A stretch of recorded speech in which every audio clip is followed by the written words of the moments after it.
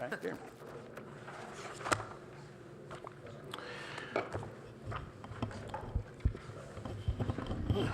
Good evening. I'd like to call to order the Planning and Transportation Commission regular meeting for December 12th of 2018.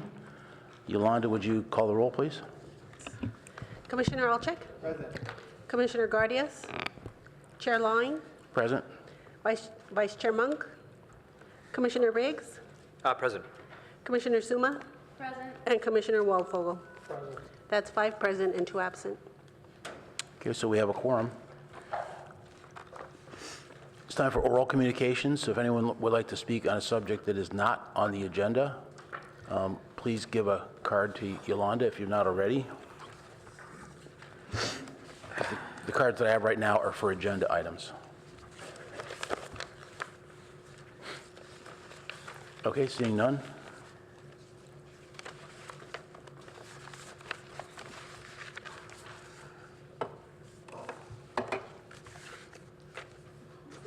Okay, not all communications, okay. So are there any agenda changes, additions, or deletions from the published agenda? Okay, fine. Then we'll go to city officials' report, and from everything that's been happening at council, I would expect you to have a very long report on all this stuff that's coming back to us soon, so. Well, I hate to disappoint you here, but we're still working out the schedule for a number of items, and we got some direction from council on the housing ordinance, which we did present, what was that, December 6th? We didn't quite get through all those items, but we did get direction on 3 of the 5 topics, and we're looking to come back in the early part of next year with the council to finish up the rest of that housing ordinance. But in the course of that discussion, as you are referencing, there was a number of tasks that were identified. We anticipate going back to the city council at some point in the early part of the year with a work program for the planning department to make sure that we're clear on the different assignments that they want us to work on for 2019. So we'll have that, and we'll be able to share that with the commission when we have that adopted. This is your last meeting of the year, and then your next one picks up again on January 30th. I think our report indicated a January 16th date, but that was something that we were internally thinking about. But at this point, we're not prepared to go forward with that. So we're looking at January 30th as your next date, and that would include, I believe there's a rezone request and a dealership proposed. You may recall there was the Fletcher Jones had a Mercedes dealership that they were proposing a number of years back. They have since sold the property. There's new owners and a new dealership, again Mercedes, coming forward. And so we hope to present that to the commission in January. So, and then Chair, I didn't know if you wanted to talk about the assignments for January now or later. That'd be fine if you'd like to do it during your report. We did have a memo here put out at place that shows the meetings for next year, starting with 1:30, and the tentative assignments. This is always tentative at this point because there might be folks that are gone, and we just do some private negotiations. But I particularly wanted to check to see if Commissioner Suma could cover January, because you're listed first with Commissioner Alchek as the backup. So we don't need to take time to negotiate things, but we can do that on our own.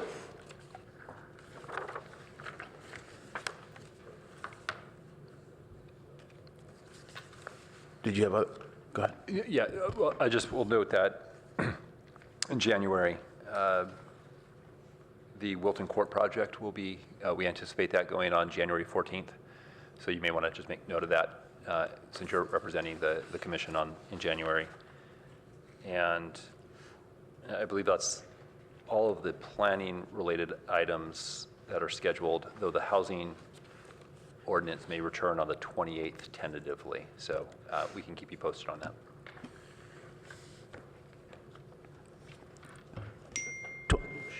28th of February? I'm sorry, January? Okay. It's actually listed as the 30th of January.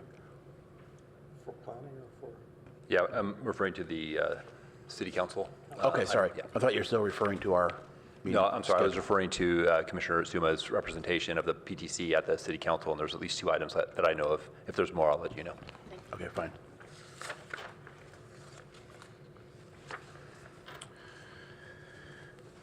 Okay, thank you for that report. And we'll now go on to 3 action items. The first one is 3200 El Camino Real. Request for a site-specific zone amendment for elimination of a 50-foot setback on Hanson Way. And we'll take a staff report first, and then we'll go to public comment. Sorry. I have to recuse myself. Sorry, Commissioner Suma. Yes, so I have decided to recuse myself on this item. I never spoke publicly about it, but before I was on the commission in 2015 and early 2016, when this, I discussed it extensively in conversations and also in email exchanges, so I just thought it would be better. So thank you to the applicant and to the public and staff, and I'll come back. We'll come find you. Thanks.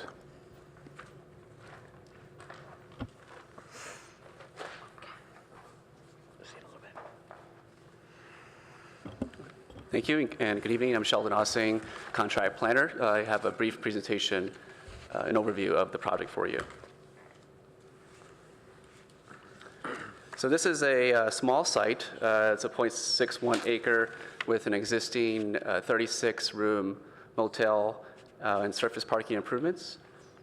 Has frontage along El Camino Real and Hanson Way. The proposal is for an amendment to eliminate the special setback to allow the construction of a future 99-room hotel. So a little bit of site context here. It's within the CS zoning district. It's a commercial district. Area is characterized by low-intensity development. There have been some projects that have been approved and under construction. Street frontages, as I mentioned, are along El Camino Real and Hanson Way. The property is 100 feet wide along El Camino Real. There's a special setback that's along Hanson Way that's 50 feet, so that takes up half the property. Hanson Way does lead into the Stanford Research Park, and the site is subject to the South El Camino Real design guidelines. So a little bit of background about their request. There was a subject of 2 city council pre-screening meetings, and the council did provide guidance that the special setback could be eliminated through an amendment process. They did discuss eliminating setback through a variance application, and it was thought that it would be difficult to make those findings for a variance because there would have to be something physical with the property to hinder development. And also that an amendment would not set a precedence in the area, since a zoning amendment is a legislative action.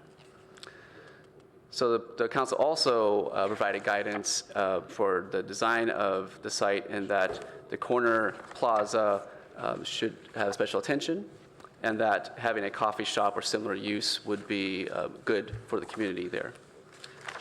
They thought that the hotel is an allowable use, and that there was no compelling reason to maintain the special setback on the property.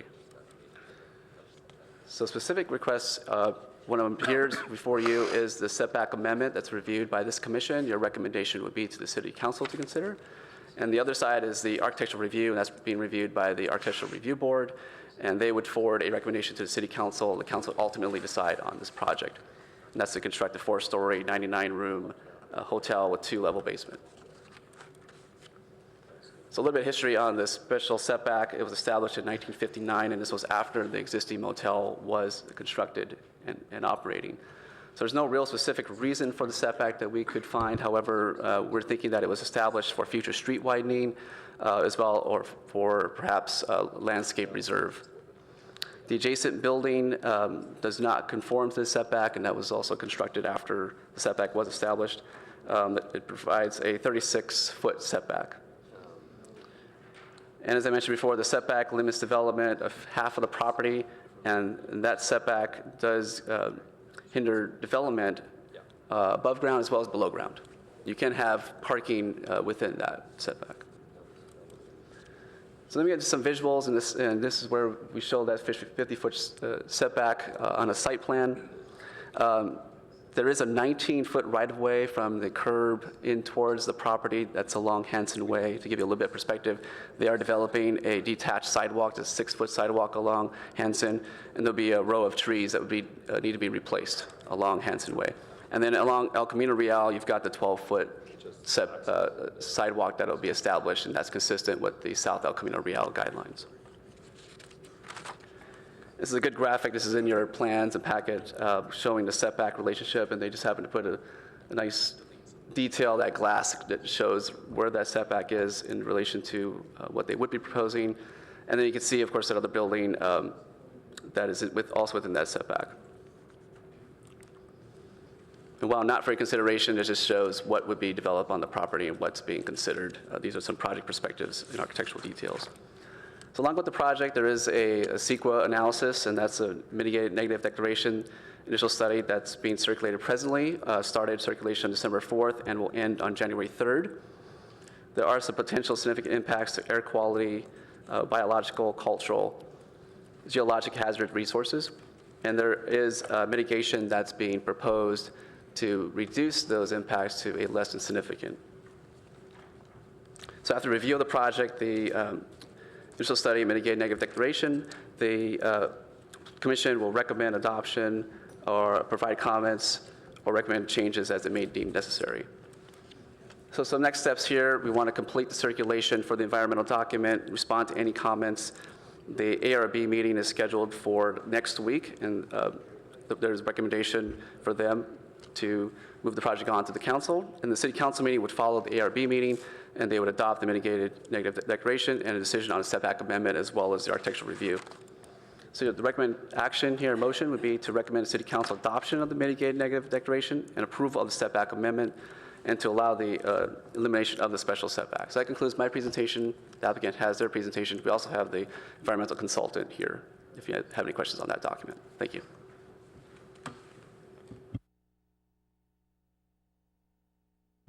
I think we want to give the applicant time to speak at this point. Did you want to speak to the project? You have up to 15 minutes in total.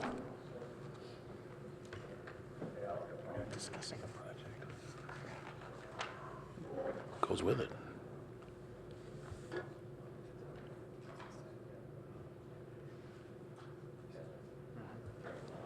Good evening, Chair Lowry, control commissioners. My name is Yatin Patel.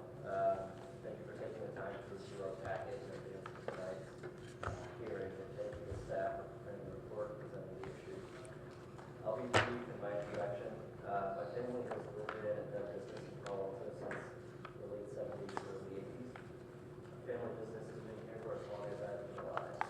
I was raised here, a product of the local school system, and along with my wife, 2-year-old son, and my oldest daughter, plan to remain in this community our entire lives. This community and city mean a great deal to my family. These are our roots. As you may know, we have two productive communities in city council, running setback issues. Shares of formal encouragement, we pursue the task of eliminating the 50-foot setback on our site via zoning amendment, and have invested our hard-earned money from the operations of our family business to make this a reality. The current hotel was built in the 40s. We've served countless business travelers of the Stanford Research Park and those visiting Stanford since the late 70s, early 80s. Our location is something travelers love because it provides easy, walkable access to their offices in the Research Park and walkable, bikeable access to the university. We have an opportunity now to provide these visitors with a product that better reflects the exemplary standards of Palo Alto. Thank you for your consideration of a zoning map amendment. It would allow us to replace an aging building and improve our family business while contributing to the community both aesthetically and financially. Equally as important, it would allow us to set down our roots for what I personally hope is the next 70-plus years. Our team is here tonight to explain our proposal and assist in your discussion any way we can. With that, I'll introduce James Heilbronner, our architect, who will take you through our presentation. Okay, I just want to remind everyone who's watching that our purview is strictly with respect to zoning on the special setback elimination and the comprehensive plan as always. So it's ARB that's going to be looking at all the design issues. That's not in our purview. So carry on. Thank you. Good evening. My architect for the project. I just have a few slides that mimic Sheldon's presentation to just further enhance what we're doing. The aerial up on the screen is a 1948 vision of the I'll wait for you. Techno. Yeah, how's that? No? About the same. I can yell.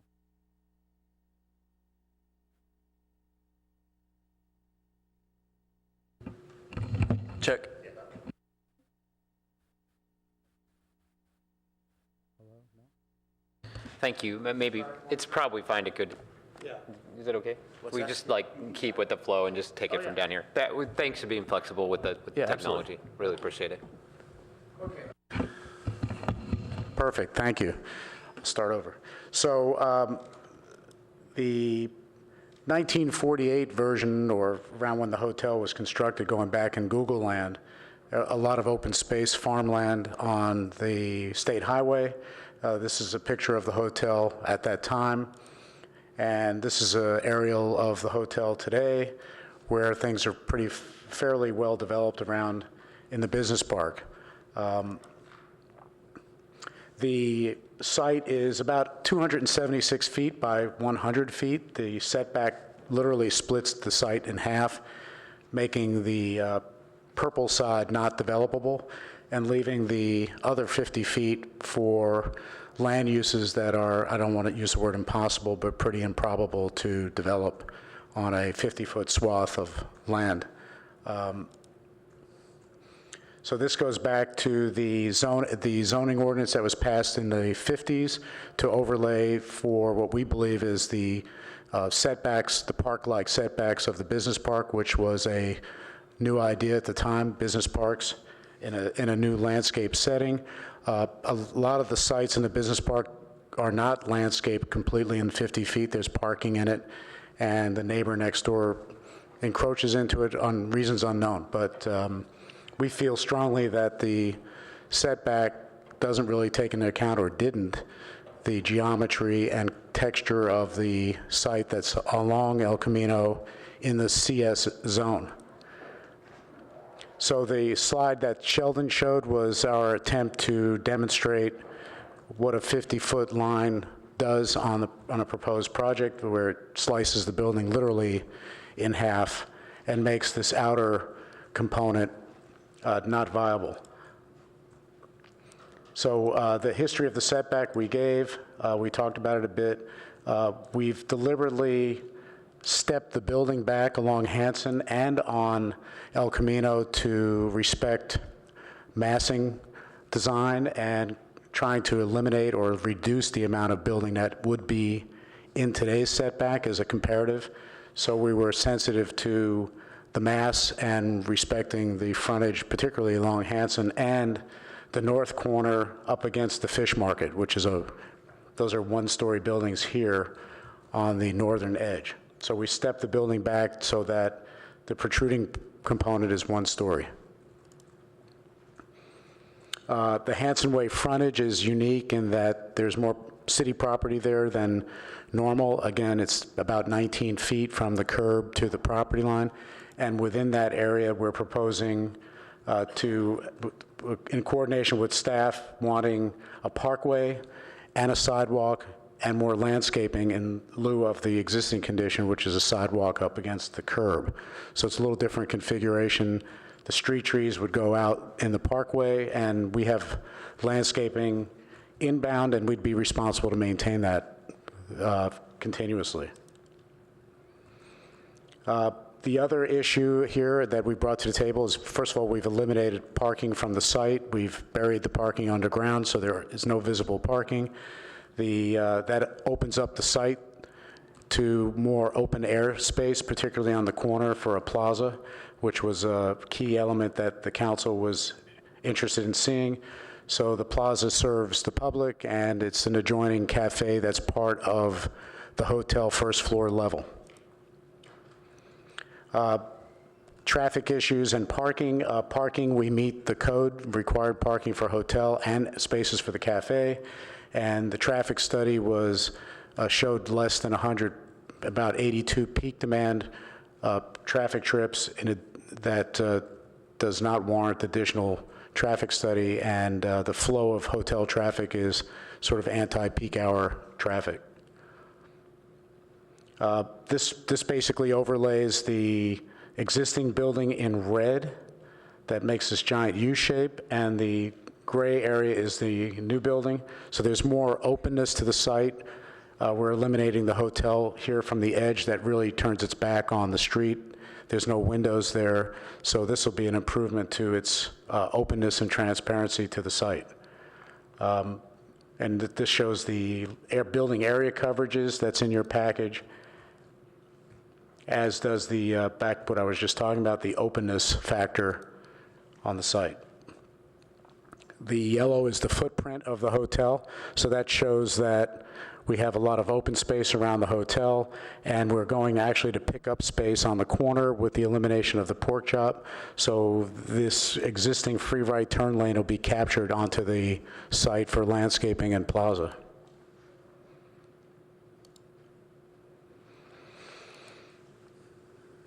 So this is a picture of existing today, two-story hotel, 36 rooms, and the 99-room, four-story step back off of the street. And the plaza, this is Hanson here, and this is El Camino.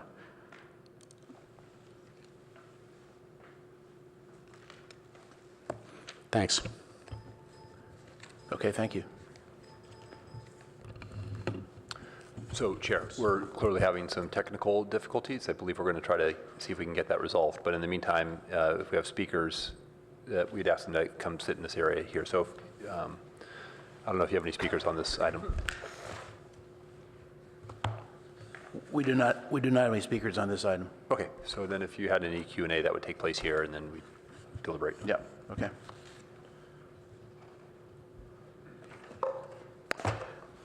This is not a quasi-judicial matter, but I'd still like to do disclosures of anybody that's had contact with the applicant. And so I will start by saying I did a walk of the site with the architect. If anybody else has any disclosures? No? No? Okay. All right, then we'll start with commissioner comments. Commissioner Alchek? Hi, thank you, welcome. Okay, a couple quick questions. I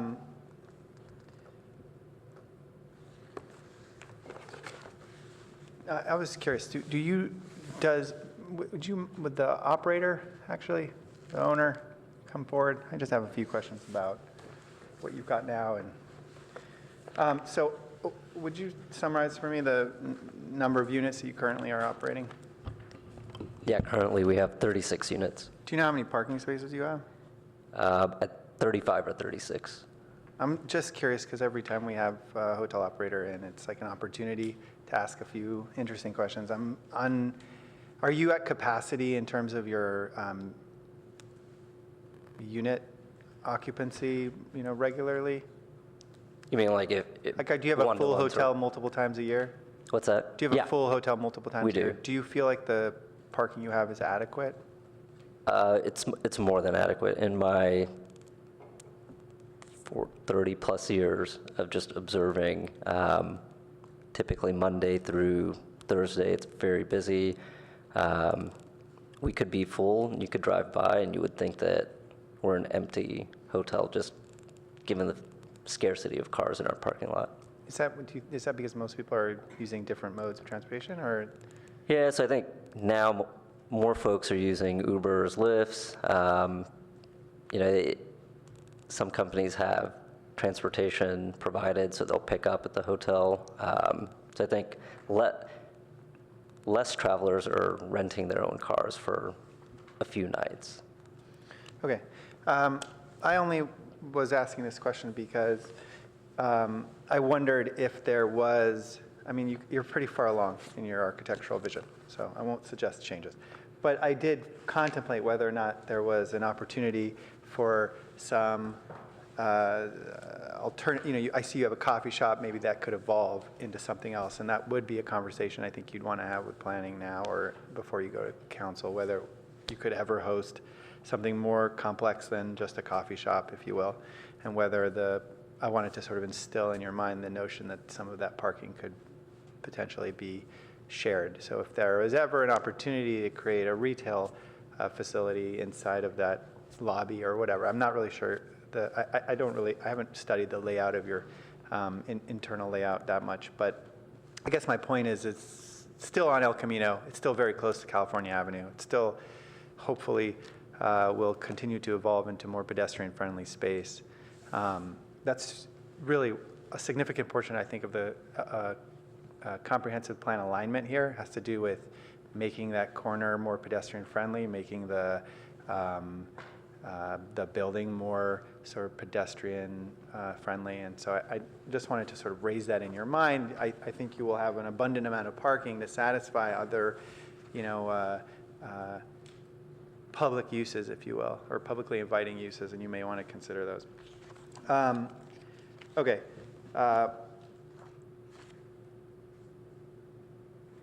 I'll just sort of summarize how I feel about it for the purpose of the commission.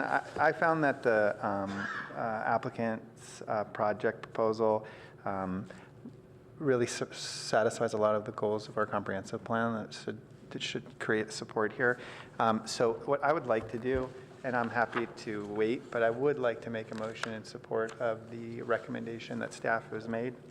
I think that's fine, then we can just continue the conversation. Okay, so Yeah. I will make that recommendation that we recommend approval, that motion that we recommend approval of the proposed setback amendment to the city council based on the findings that are laid out, I think, very clearly in our staff report.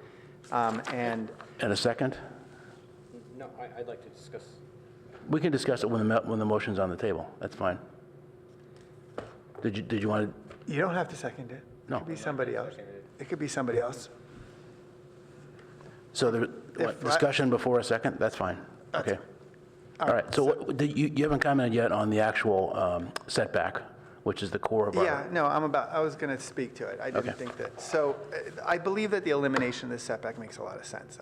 It was really difficult for me to really appreciate how this came about. And I don't know that the staff really had sort of a clear idea of how this could continue to make sense. And I think that that's why we see the staff support for the setback.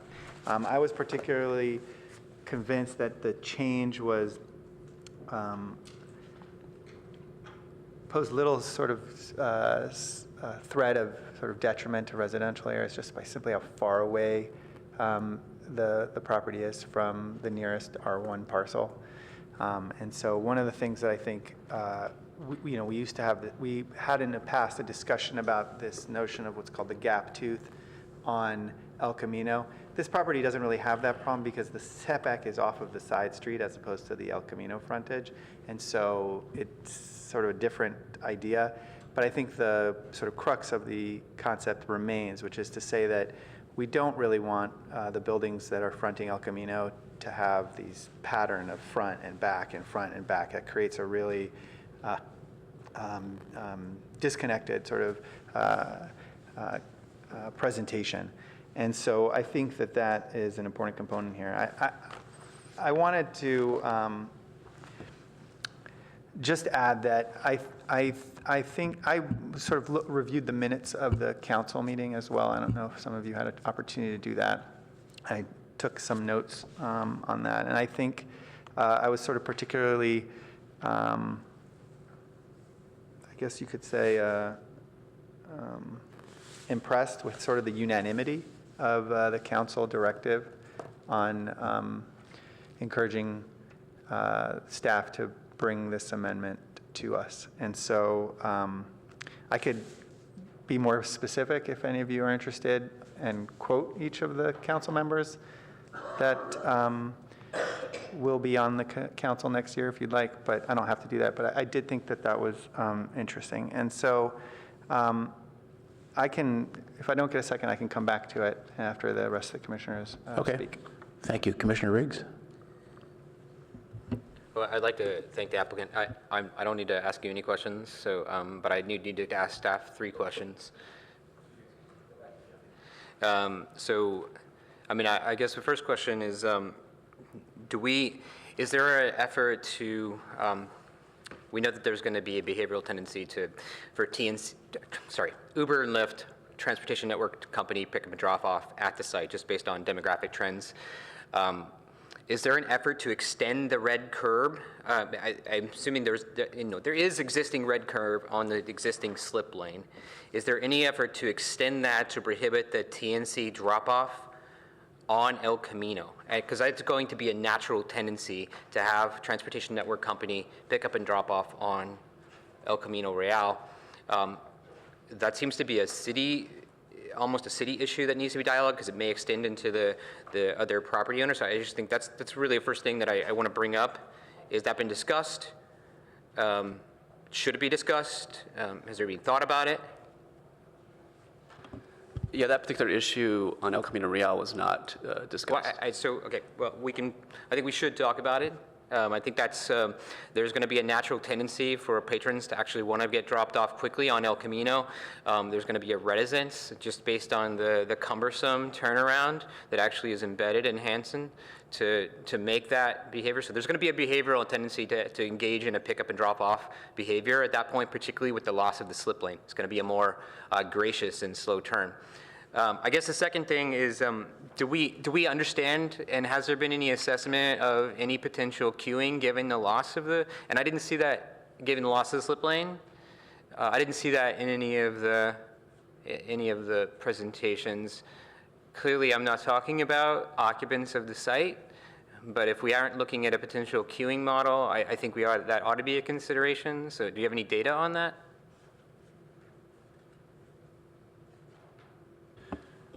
Let me look into the traffic section. So maybe I can just keep going.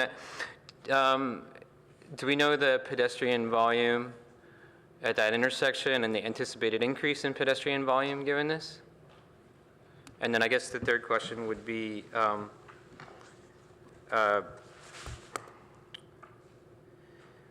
I guess it's not clear what the intervention is at the ingress to the parking area, and whether, from the graphics that are provided, I cannot see the detail on what the intervention is with the bike lane to delineate that it's a danger area from a bike ped conflict standpoint. So I'd want to make sure that I understand that.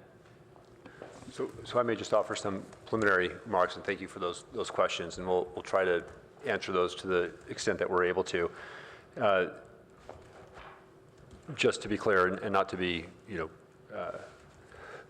we didn't analyze those for this board, because what's before you is the discrete task of the setback, the special setback, and reducing that from whatever it is, 25 or 50 to 0. So that's the discrete. That's why the staff report didn't focus on that, and we didn't get into those details. Well, it has ripple effects, right? You do. So go ahead. Yeah. So understood. If there are implications of changing the setback and how that affects design, then absolutely, that's relevant to the conversation. And so, we may have some more specific information, but I will note that the Office of Transportation has looked at this, and it's I think, at our initiation that we've asked for some of these changes that have taken place, or proposed to take place on El Camino, precisely to facilitate and improve pedestrian and bike improvements. But I'm beginning to tread outside of my comfort zone of information, so I'm going to pass it on over here to our experts.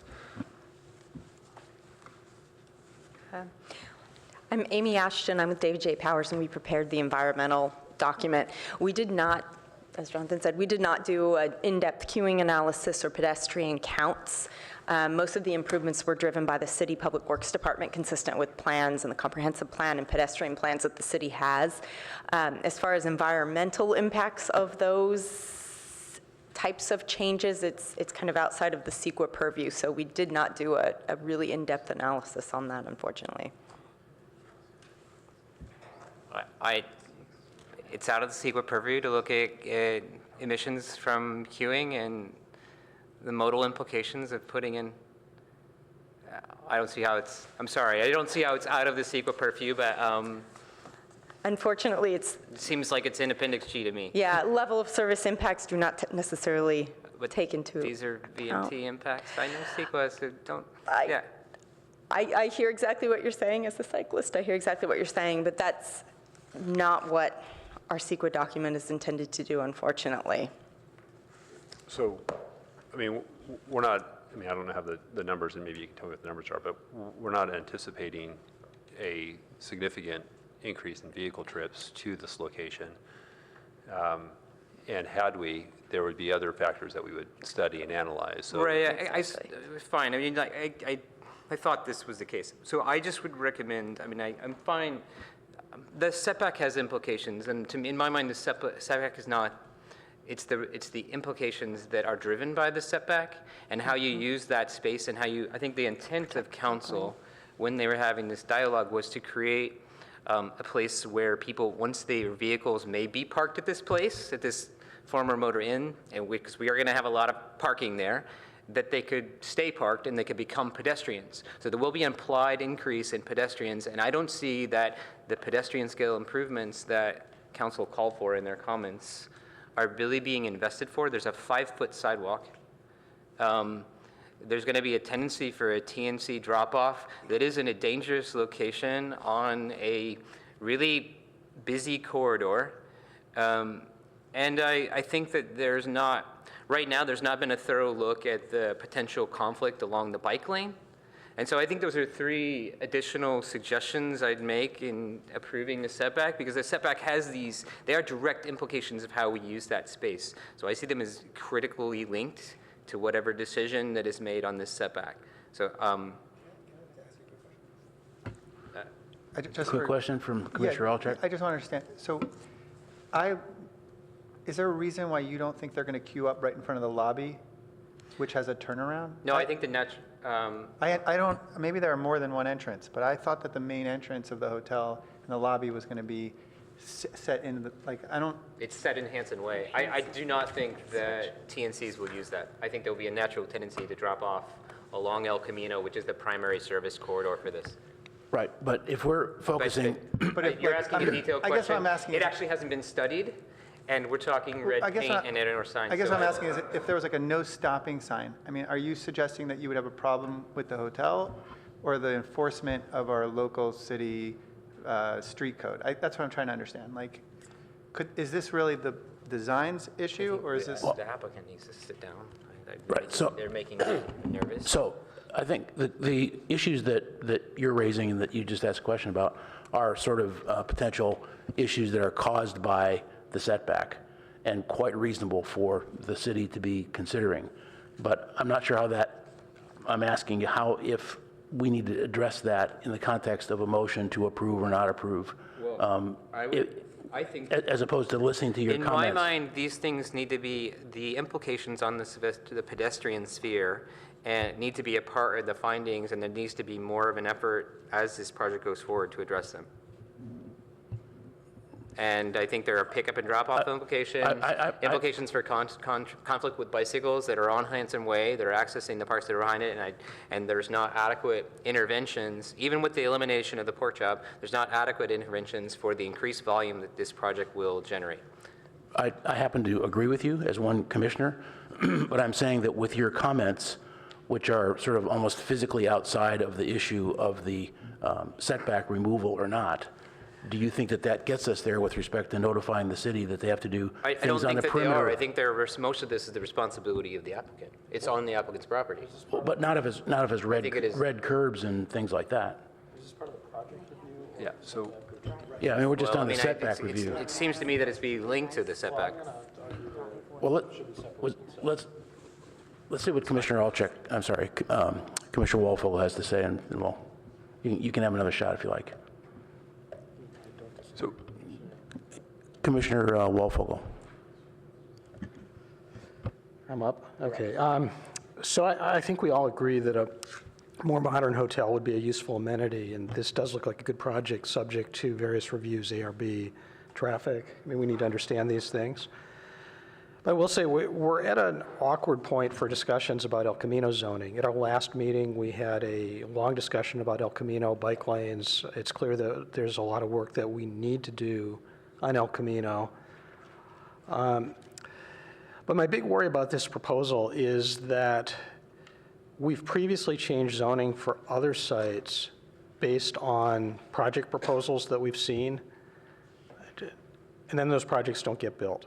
So an example of that is the Ming site that Assistant Director Late just mentioned relative to an auto dealership that was originally rezoned for hotel.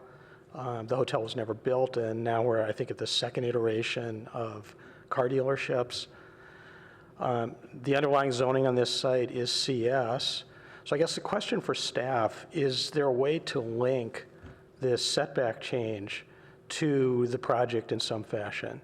The thing I would hate to see happen is to approve this setback change and then see the applicant say, you know, that project was a really great idea, but here's an even better idea that's, you know, higher and better use for the parcel.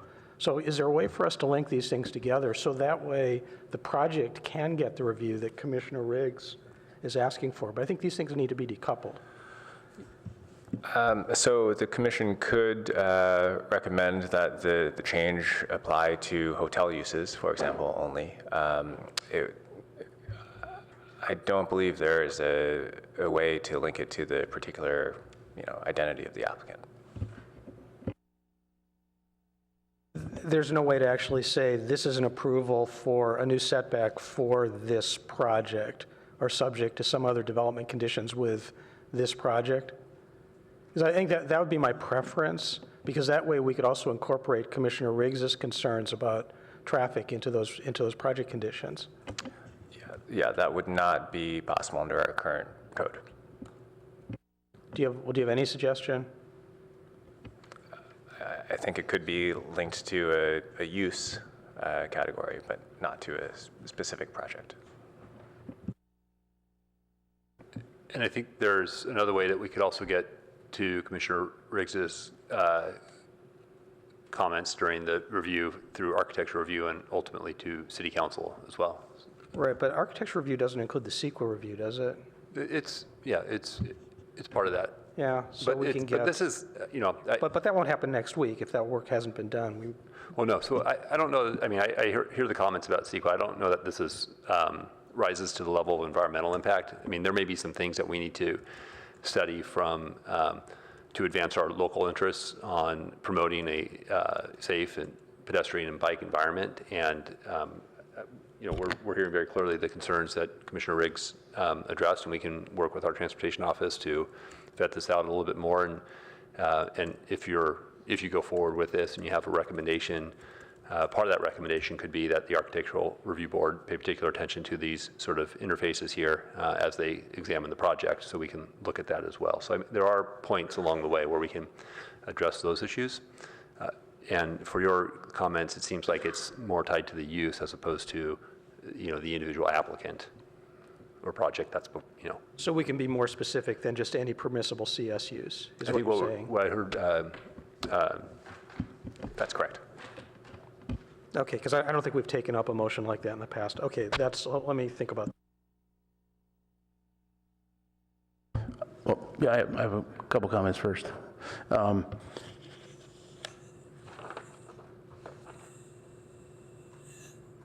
So this is just want to confirm, this is a legislative action eventually, so there's no precedent setting here. So if the 50-foot setback is as requested, that doesn't have any implications for any other part of that 50-foot setback, which continues down Hanson Way, correct? That is correct. Okay. And then you also reference on page 12 the necessity for a CUP. Did I understand it correctly that that won't come to us, that you're going to take that straight to council?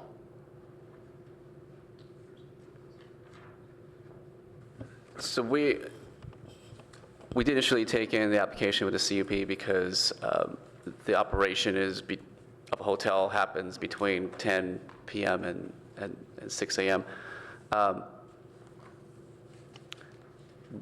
Typically in the zoning code, it does address if uses are late nights that are adjacent to residential use. There are no residential uses that are within the radius of what the code says, but it does say something to the effect that a use is operating between that time. So with that said, we are, I think we're thinking about taking that CUP out of this review because we don't think it's applicable. I see. At this time. They may want to come back later, the applicant that is, because they do want to serve alcohol on site, and that would require a CUP. Okay. Yes, my other comment happened to be very consistent with what Commissioner Alfogel was asking about and the answer. I think we do need to, if we do this, it can't be, we're giving away a lot of land. So we should control the usage on that. And it can't, I don't think it should just be any old commercial, because that could mean an office building or something. So I think that if we're going to do this and it's not housing, that we should tie it to office and to hotel. And so I would like to see that added to this if we go ahead and approve it. With respect to the actual setback, having walked the site and studied the plans, I think it's very, very valid that we approve that aspect of this. And that's, again, the core of what we're trying to address tonight, is approving the setback. So I'd be interested in a motion that would approve this, subject to have it being tied to hotel usage, and obviously looking at the potential areas of area around there with respect to normal traffic flow and pedestrians and so on. Just a question on that. If, we've been having this recent discussion, and the commission's been having this discussion too, about bringing parity to our residential development standards as it is relative to our commercial standards. And it strikes me as I'm hearing this conversation that the types of uses that you might encourage or want to encourage with this setback includes hotel as proposed, but also potentially residential. And so I'm wondering if in your consideration of the limitation in which this special setback could be used, if that, instead of it just being for hotel, if you might also extend that to be for a future residential project as well, as part of that consideration.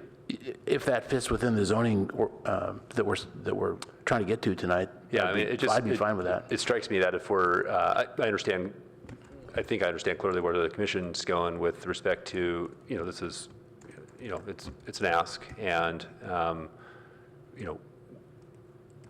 we may have some certain land uses that we're trying to promote over others, and if it's one of those, then the setback seems appropriate to reduce. And if I would just offer for consideration that if that's something we're willing to consider for a hotel, might we also want to consider that for residential as well?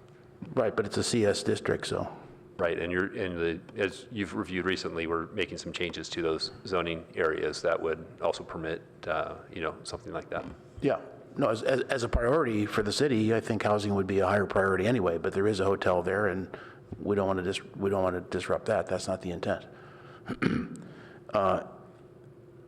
And then just a timing question on CEQA is just out for public comment now. Do we not want to have that finished before we opine on that? And in fact, I don't think we have to opine on it. We just have to look at CEQA, which we've done tonight. Right. So your charge is to consider it in your recommendation. And when we go to the, CEQA provides that we can have these reviews with recommending boards before we get to the final decision-making board, which in this case is the city council. So we have to conclude the CEQA process before we get to the city council. But we'll take your comments that you make here and any other comments that we get from the public, address those, and present that to the city council when we got that. So we do not have to be complete with the CEQA process for this hearing.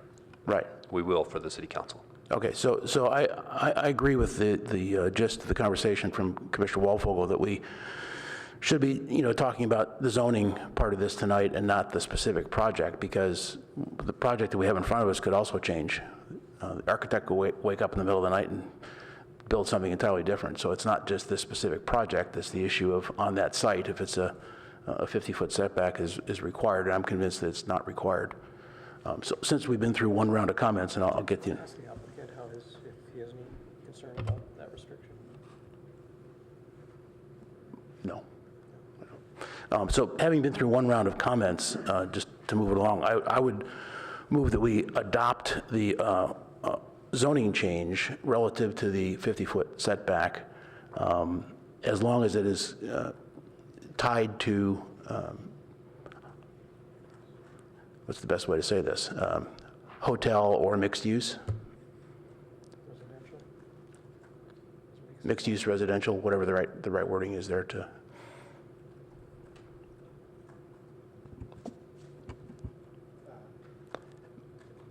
And I don't think we necessarily have to approve, so I'm not specifically including in that motion any comment on CEQA at this point. So if we can get a second on that, we can continue the discussion.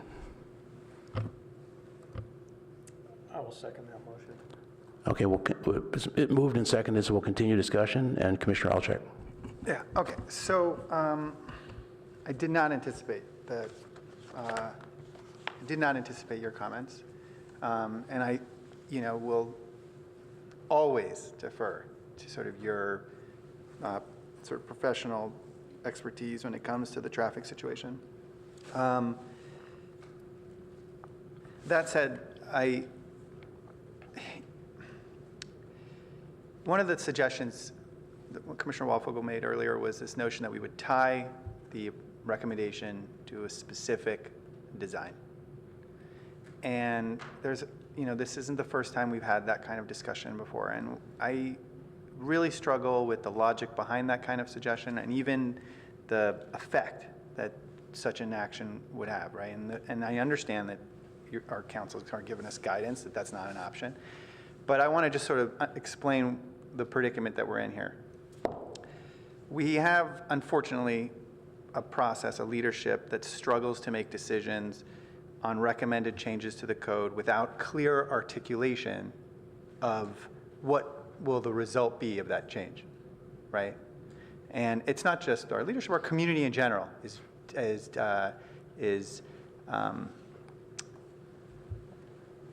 very cautious, right? And so a physical model or design, has to be created to represent, if we grant this change, what will it look like? So there was a pre-screening, and then there was a follow-up pre-screening, and then there was an ARB meeting. And all of that it's a type of process that in my mind is problematic because it only allows current owners who are in a position to reinvest the opportunity to be creative. And it forces a Palo Alto property owner to invest a substantial amount of funds in designing a project that they have no legal right to build. They're far away from the entitlement, right, without the zoning change. And that's a tremendous risk, right? And then the consequence is that when we arrive at this meeting, we're forced to review this zoning change in its sort of bubble, right? But we're forced to acknowledge, even subconsciously, that we are reviewing something that's been pre-screened, vetted by council. As a result, our review becomes sort of a compulsory step in that process, right, in that ladder of realizing a vision that's been agreed upon by higher-ups.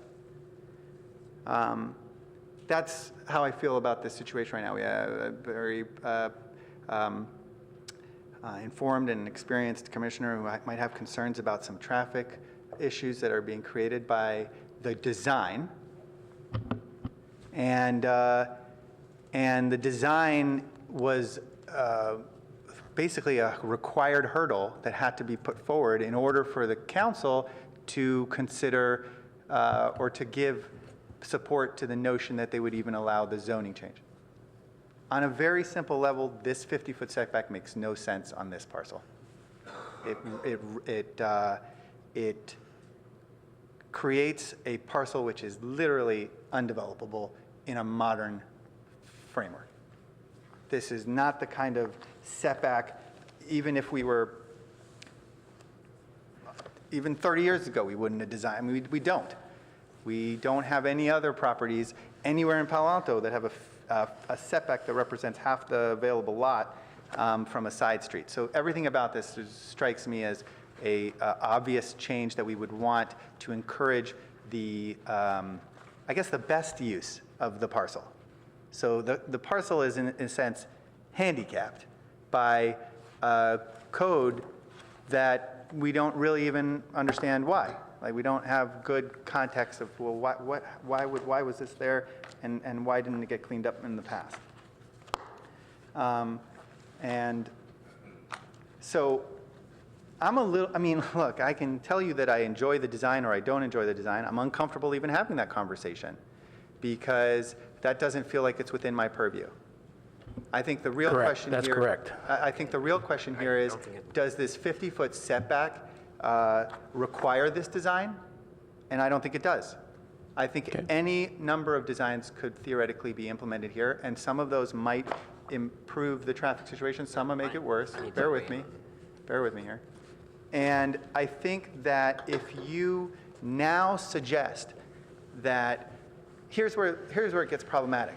If we suggested that if we could legally tie this to the design, that would be problematic just from the standpoint of, I don't like a process that doesn't allow us to create a framework that makes sense so that property owners in the city can develop their properties, or investors who wish to come into the city can understand the rules, as opposed to only applicants who own parcels who are willing to invest all that effort and time. That's a problem with our process. It really is.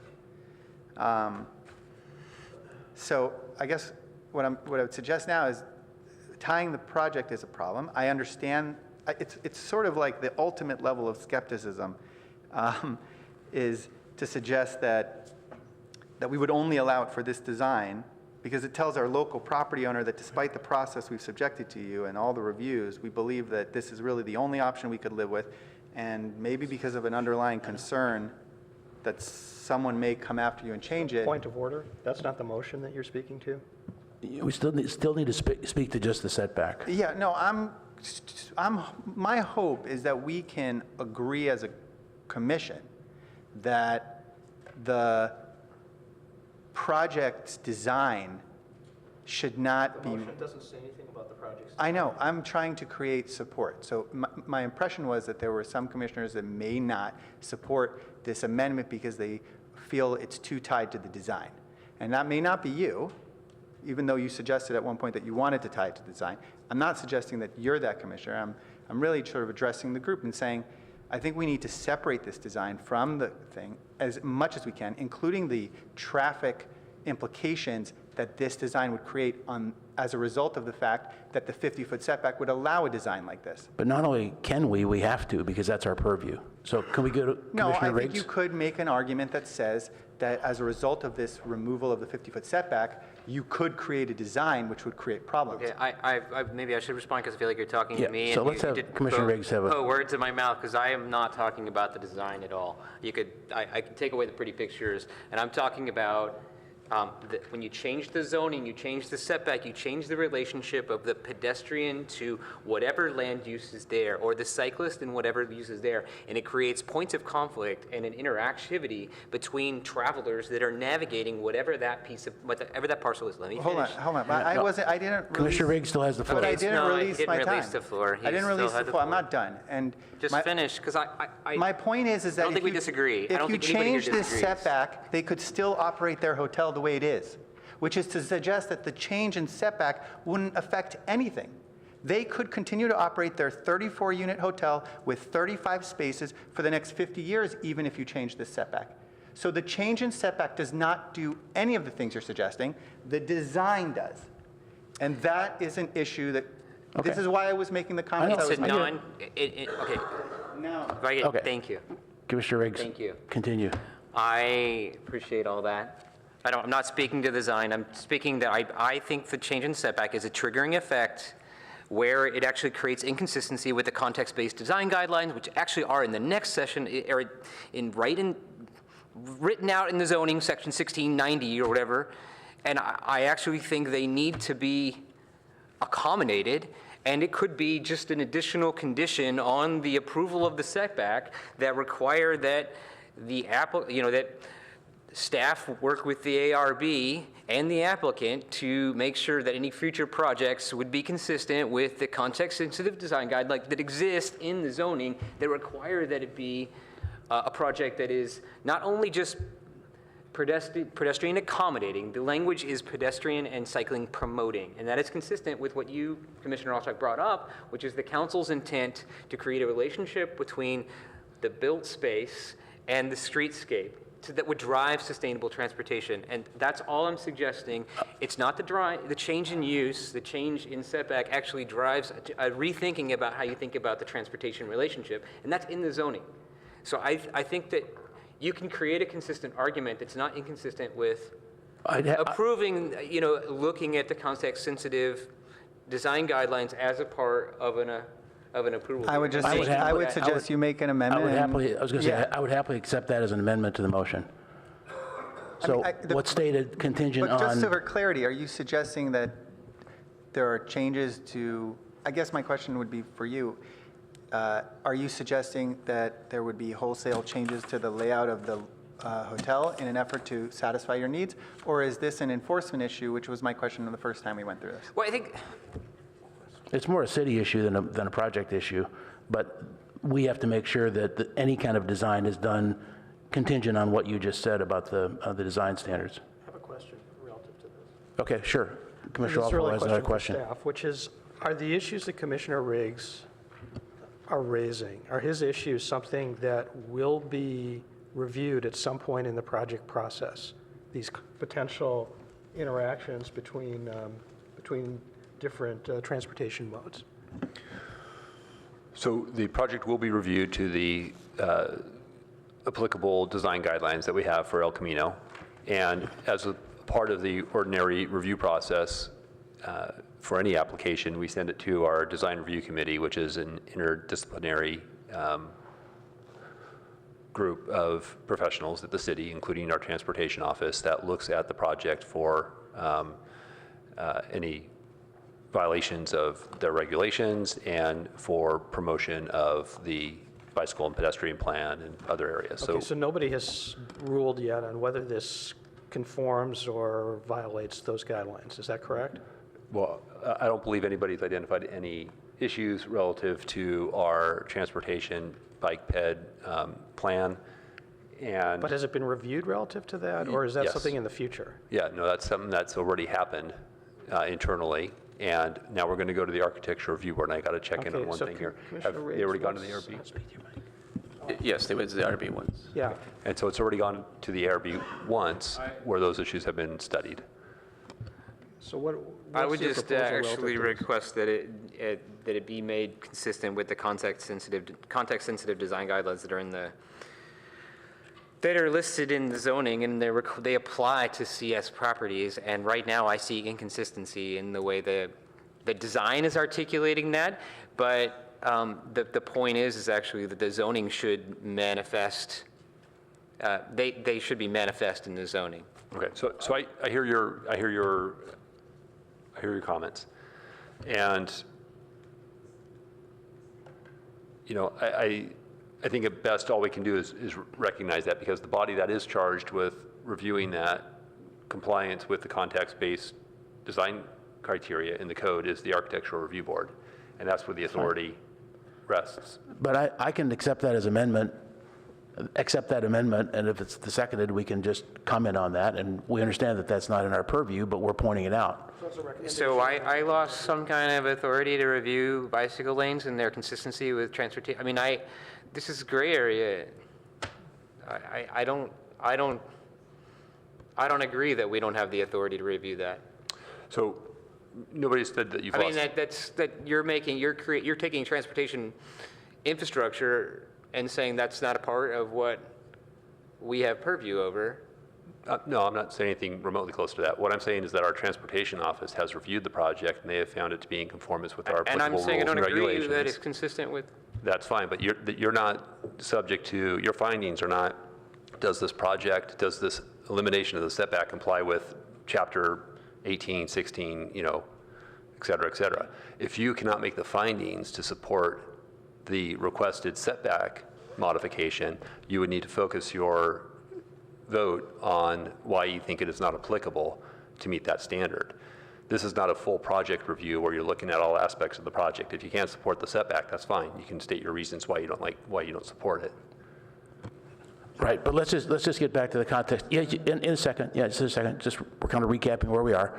I've accepted that amendment, that we tag that on there. Can you specify exactly what amendment you're adding on? You said, Commissioner Riggs, you said the language was what? Follow the context-sensitive. It doesn't matter. I withdraw that amendment. You guys just Well, I think it's a Approve the thing, and I'll just abstain. I think it's a good amendment. I like the amendment because it's noting that we see, quote, collateral damage possibilities that we just want ARB to look at, and if there are things that we should look at, we will. So Chair, you're the maker of the motion. I am. If So you I want to accepted amend it. your motion. I did. Okay, can you tell me what you're I did. So amending? now I need to make sure that the seconder is going to go along with that. Can you articulate what that is so that we can make our notes? That we're going to follow the context-sensitive designs. Is that the correct language? Yeah, well, I would say also there are very specific design standards that are put forward for El Camino that I'm not sure that I see articulated as part of this, and I think I would want to. I could cite the think that- exact portion of the code, but I don't think that's worth. But is the recommendation right now, so. Mike. We're looking at the setback question, and it sounds like we can make a recommendation to the ARB to take all of these into account as they look at the project, but I'm not sure we can, I'm struggling over how we can, what we can do beyond making that recommendation to the ARB, given where we are today. That's what I'm trying to answer. I think that's right, and it's not a question of from here on who has authority over it. It's just that we want to note that it should be, under the spotlight. So, Commissioner Olczyk wanted to ask one question of staff. So,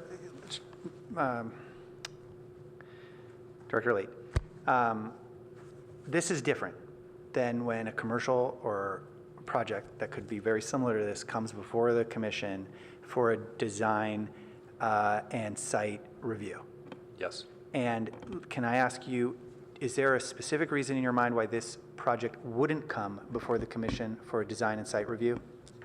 It doesn't meet the applicability requirements for site and design review. Okay, so here's my response to that question. And again, this goes back to, we set this up in some respects for failure because we have a design, but we're not doing a site and design review, which we do. And when we do site and design review, all the transportation components of it are within our purview. The problem is that this project, to be perfectly frank, hasn't risen to the level of a review by the commission. But the zoning setback is a component that needs to get addressed before any project can even get really evaluated. And my concern is that what you've really discovered is potentially a flaw in maybe the integrity of the transportation component of the review for a design that would follow a zoning change like this. And I'm not really sure how to address that here. It's almost as if we would like to send Commissioner Riggs to the ARB during their review of this to make some suggestions. Because unfortunately, a project like this isn't rising to the level of coming before us under site and design review. Okay. So maybe the question is why isn't it coming to us under site and design review? What are the standards it would have to meet? And if you feel so compelled to make that recommendation to council. So I would suggest we make two recommendations if you're going to go down this path. Not one to the ARB because they don't really answer to us. I would suggest you recommend that council adopt this zoning ordinance if you feel this zoning amendment on the setback if you feel that way. And I would suggest you make a second recommendation which encourages the council to consider what elements of a project like this what elements of our code would need to be adjusted for a project like this to rise to the level of site and design review. Well, the site and design review criteria are already stated, and they're not met here at all. So I don't think the agenda tonight addresses trying to expand that. That's a whole different unagendized item. But so thanks for the suggestion, but I don't think we should go there tonight. So the existing motion, if that's the end of discussion, is to adopt the change in zoning of the 50-foot setback, but restrict the usage of that area to, again, you need to help me with the wording here, hotel and residential and mixed use. Is that appropriate to get the sense out? What I'm hearing is that the map change would only apply in instances where the property is used or redeveloped for hotel or mixed-use development. Did I get that right? That's right. and that we have, want the ARB to take a close look at all of the normal, I can't remember your phrase now, Commissioner Riggs. So my notes. I wasn't suggesting the ARB should do it. I think it's a, part of the recommendation is just that staff need to bring that it has to be, whatever is there has to be in conformity with the development standards and the site design standards. Yeah, We're thank not you. talking about a project, and so a condition that's put on the property, irrespective, should be that when we relax a setback, the expectation is we should enforce the remainder of the zoning. Right. And for example, there was a requirement for 12-foot, in the development standards, for 12-foot sidewalks on El Camino. Those aren't 12-foot sidewalks right now, and I can't measure them in the graphic. We aren't talking about the project. But, I mean, those are some of the things that we could, if we wanted to get in the details, we could. But I think that I would just say the condition would be that the condition on this approval has to be bringing the project into conformity with the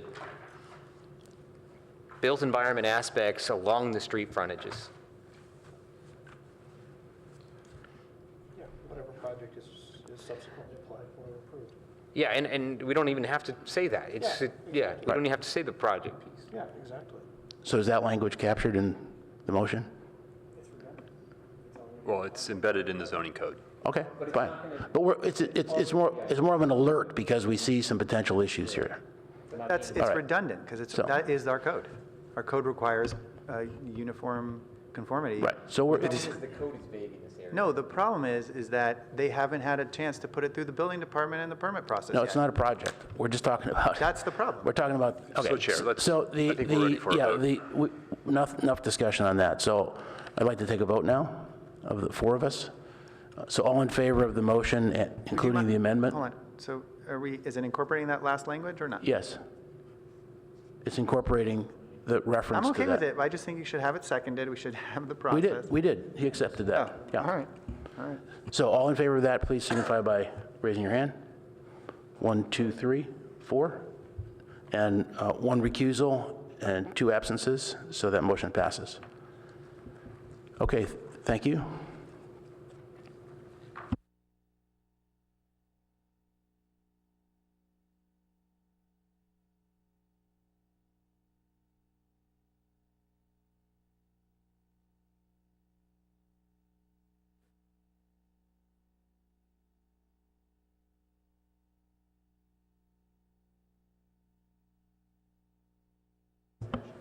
We're going to take a couple minute breaks. We're going to retrieve one of our commissioners.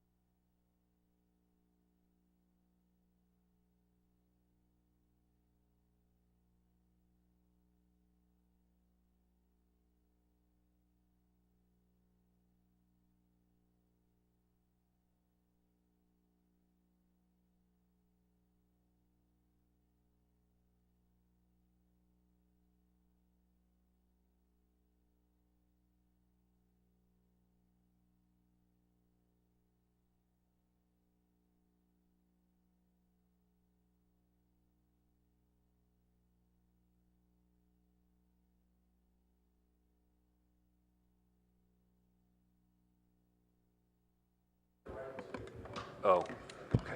Let's take a look.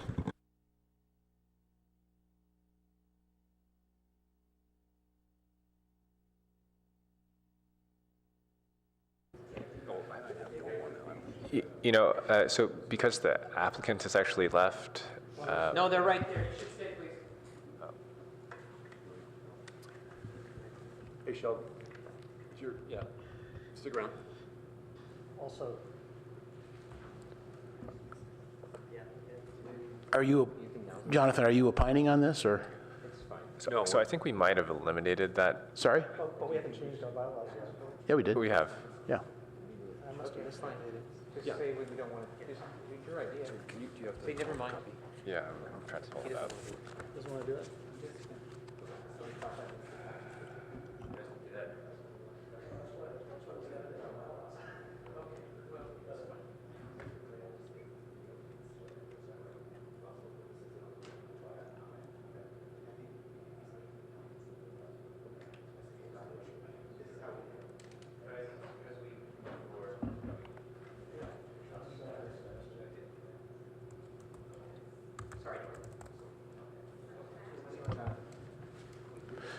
Okay, we're going to move on to the next item. Okay, so there's no reconsideration. I guess we don't have a right on Is that confirmed?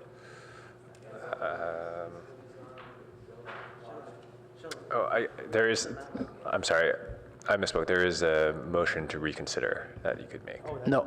but I guess Yeah. we're not exercising. But we've Okay. decided not to do that Great, thank you. in our sidebar comments. So as soon as the commissioners are seated, we're going to move on to item number 3. Okay, I'm back for. Item number 3 is a consideration quasi-judicial of 2321 Wellesley Street, zoning map amendment for property from R1 to RMD. We'll do the staff report, and then we'll go to public comment. Yes. Oh, wait, I'm sorry. I forgot your batting order here, Commissioner Suma. Commissioner Suma, please speak.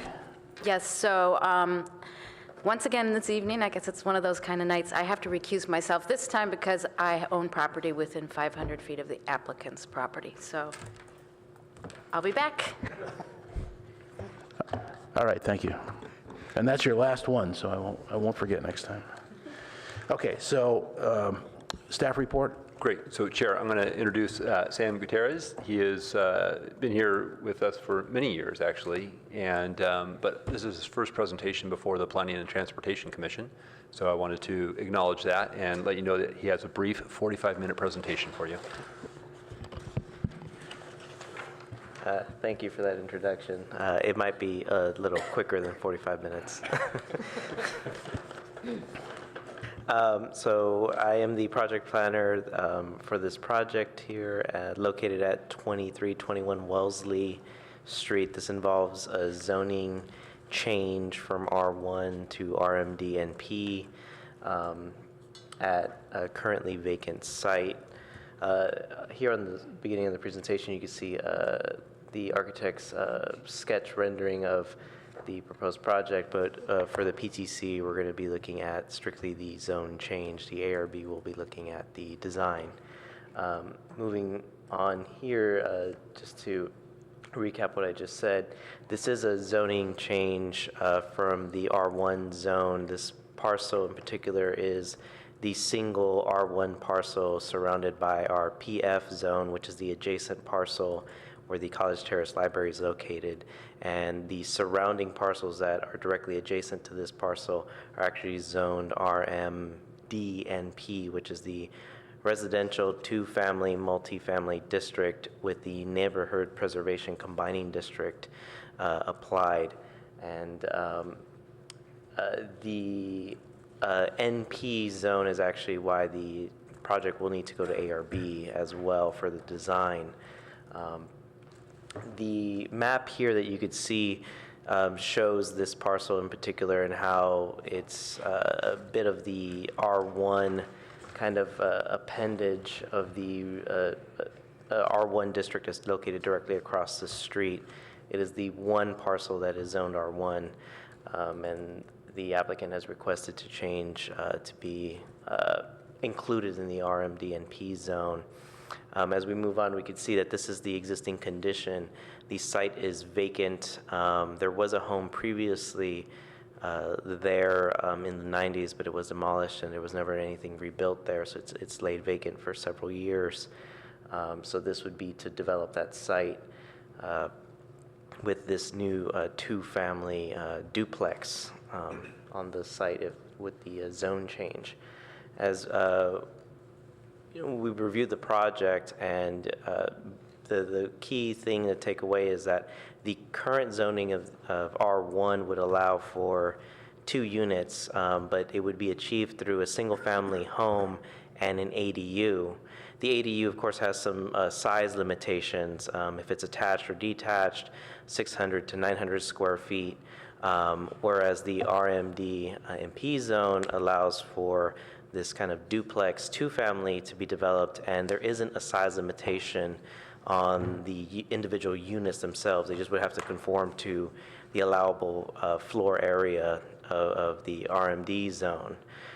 So that's the difference between the zones, at least for developing more housing units in the city. You still have 2 new housing units that could be developed, but the RMD zone allows for more flexibility on the type of units that could be developed as far as their square footage. And the other thing is, because the surrounding zone is RMD and P, it would not be considered spot zoning. We would just be taking away that little appendage of the R1 zone and making it whole with the surrounding RMD zone. Moving here to this table is just for reference, and it's included in your staff report, is a bit of the differences between the 2 zones. There are some development standard differences beyond the distribution of square footage between the additional dwelling unit. The floor area is increased in the RMD zone versus the R1. The parking requirement also is more strict in the RMD zone because they require 3 parking spaces, 2 of which must be covered. Where in the R1 zone, you only have to park, especially if you develop with an ADU, you only have to park the main home, whereas the ADU doesn't require any parking at all on site.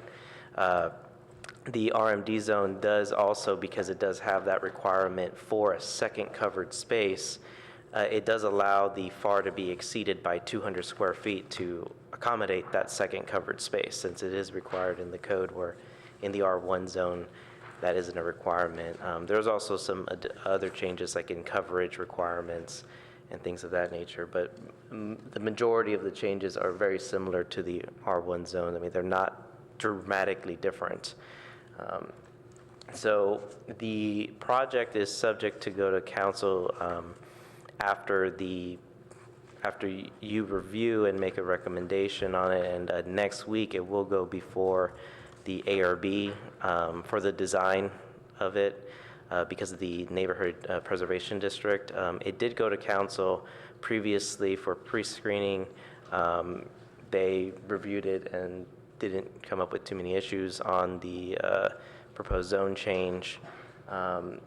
And the staff recommendation for this project is that the Planning Commission find that the project is exempt from CEQA under Section 15303, and that you recommend approval of the proposed ordinance the ordinance change for the zone change to council. And that completes the presentation. Okay, great. We have 2 speakers on item number 3, Jack Culpepper, and followed by Glenn Jarvis, unless you want to do it in different order. Well, that's the property owner and the architect. Yeah, okay. Whatever, however you want to do it, that's fine.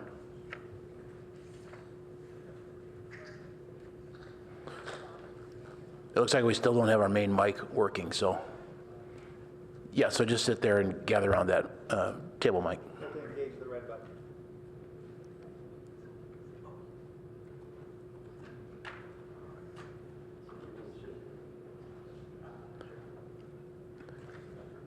again, as they're getting settled, we're not looking at housing design here, just whether or not it's okay to make the zoning change. So the pictures on page 45 are great, but they're not something we're opining on, so carry on. Okay. Good evening, Commissioners and Chair Lowing. Thanks for hearing me. My name is Jack Culpepper, and I grew up in College Terrace. I've kind of this once-in-a-lifetime opportunity to build a house and move back, and so that's why we're here today. As Sam mentioned, we went before the City Council for an informational hearing, and they recommended that we move forward to do a design and then come before you, and so that's where we are. We're looking to do a really high-quality design, and so with that, I'd like to introduce architect Glenn Jarvis to make a few remarks about the project. Yes, thank you for hearing this. Yes, we had a very positive response at City Council, and we agree with the staff report. We're hoping that you agree with our application.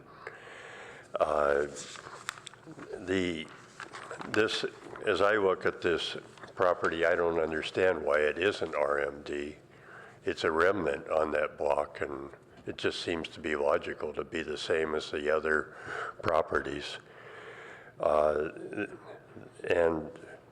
the changes between the two zones are really quite minor, but I think that it's beneficial for the neighborhood, and we get a better second unit with the additional FAR, and there are further restrictions as far as parking and a more thorough design review. But one of the things that we really like is the daylight plane starts at 15 feet instead of 10. And that allows us to have a more traditional building, a two-story wall. It gives us a better chance to get a building that really fits into the historic part of the neighborhood. It allows us to have a basement with, where the main floor is up 3 feet, but we can get windows into a basement apartment. But also, having the two-story wall, it allows us then to have a large roof plane that facing south, and that is enough area so we can get solar panels, and it allows us to do a net zero energy design, which is rather important. It's very hard. It's harder to do that in the R1 zone where you have a number of dormers. As there is a description of that. There's an illustration in the R1 zoning that shows that type of a building. The other thing I want to say is that the design we have is designed for the RMD and without any variances. It meets those requirements.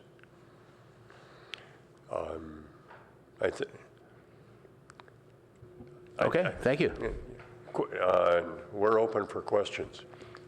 May not be any, so we'll see. So is this a quasi-judicial? Are there any disclosures? No? Okay. So we'll just bring it back to the commission now. Commissioner Alczek's light is on. Okay, I won't be as bold as I was in the last one, but I would suggest that I would support a motion recommending that council adopt the staff recommendation. Is there a second to that? I'll second it. For discussion, okay. I guess I was making a motion.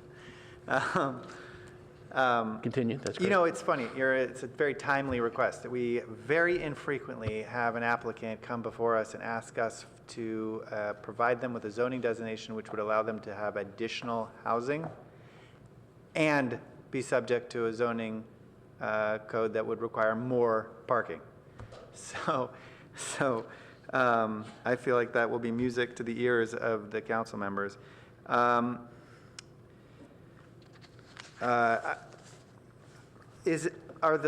Just for clarity, are the sites to the, I guess I want to say to the right, but that's not really the most professional way to describe it. On the side that is not the library, is that a multifamily unit? Yeah, it's a multifamily building next to it, directly adjacent. So if you're looking at the parcel directly straight on, the library is to the left, and you're correct, to the right, it's multifamily. So that's, I didn't drive by the site, but I did look at it from a number of Google Street images, and that's sort of what I got. I just wanted to sort of make sure that I saw it the way that I saw it. I think one of the components that's sort of particularly relevant here is I think when you have a project that's sort of sandwiched between two two projects that are in zoning, that are within a zoning framework that allows for a taller scale like those multifamilies are, I think it's dangerous to not consider the suggested request, because I think that yes, it's a phenomenal idea to incorporate light into a basement, and that makes it so much more pleasant. I agree with you. I also think that if you require this site to be developed under that R1 height daylight plane, you're dwarfing a home between larger elements that may exist now in one way but could evolve in a different way if they get redeveloped. And my concern is not so much just whether there's sort of congruence there now, but what will it be when that project next door, which is a multifamily, gets redeveloped, and how will that impact this? So I think that's a consideration that should be part. I think that should be a part of the. I guess I wouldn't call it the argument, but the analysis is that the sort of the framework there.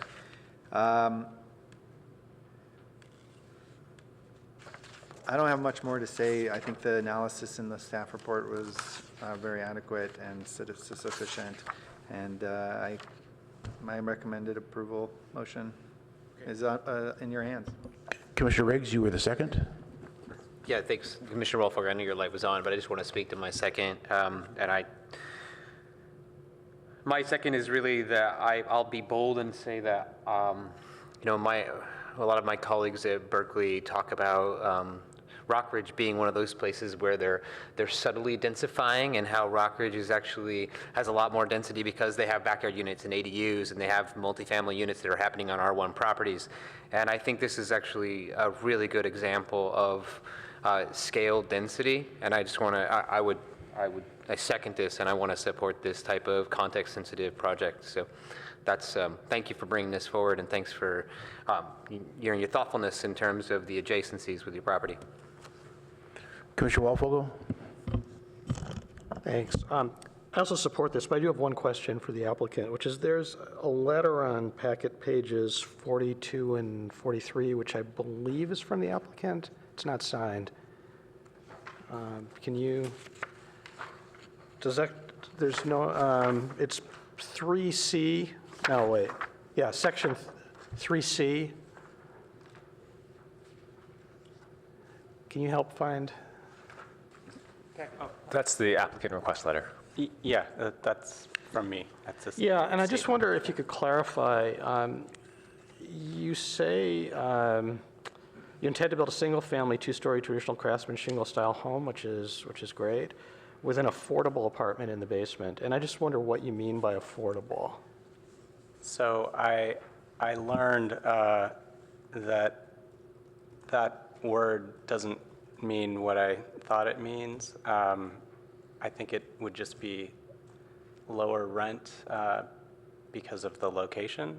So would it be fair to say what you meant to say was a market rate apartment in the basement? Yes, I think so. Okay, do you want to, okay. It would be affordable by virtue of, But it's, well, there's no such thing as that, but it's market rate apartment is what you meant. yes. Okay, I just wanted that clarification. Okay, first I just want to say I thought it was a really good staff report, and I liked your table. It was very clear and very thorough. Good going. You did a great job on your first presentation to PTC, so you're welcome back. I think this is a terrific project. I mean, it's, we're going from no units there to 2 units, which we get to add to our housing inventory. And clearly you're being very sensitive to the neighborhood and, very committed to the project.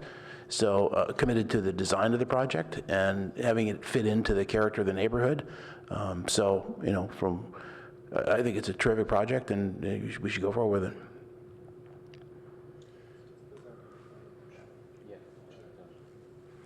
it. Are there any other comments we can vote? Okay. All in favor of the motion, raise your hand. No opposed, 1 recusal, 2 absent. Motion passes. Thanks very much. Thank you. Good luck. Thanks for your comments. Good luck with it. Yeah, thanks, Jack.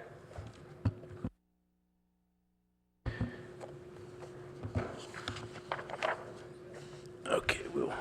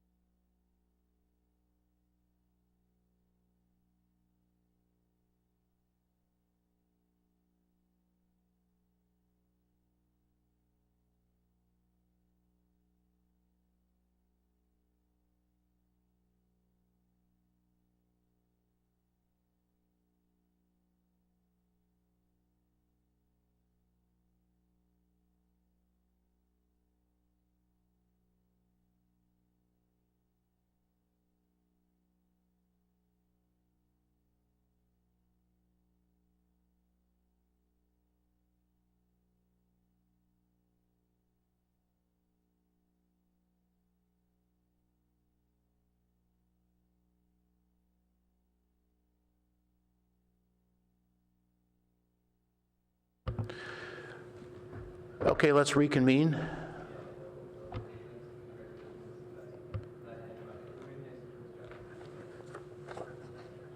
Item number 4 is PTC consideration of an ordinance relative to wireless communication facilities. And I think Albert is going to do the presentation from staff.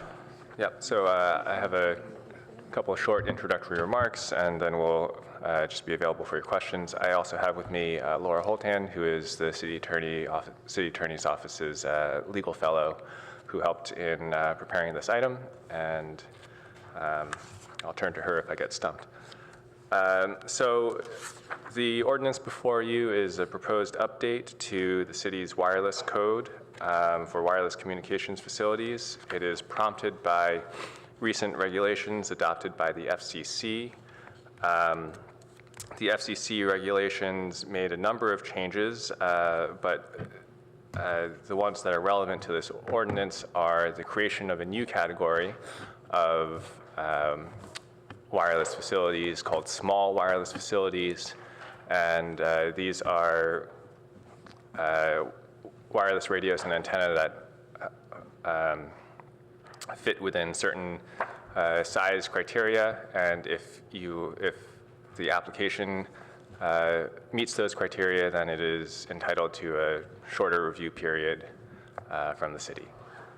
The other change in the FCC regulations that is reflected in the ordinance is a requirement that aesthetic review be based on objective standards. And so the ordinance anticipates the city's adoption of such objective standards. The FCC regulations made a number of additional changes that are controversial and are the subject of ongoing litigation, but for the most part, those changes are not part of the city's ordinance. For example, the FCC's regulations limited the fees that the city is able to charge for attachment to its utility poles and streetlights. That's not something that is dealt with in the city's wireless code. That is part of the utilities department's rates and fees schedule. And I know we received some correspondence from the public expressing concerns about specific applications that were before the city. And again, as has been the case in the other two items tonight, the commission tonight is dealing with the city's code and not with any particular wireless application.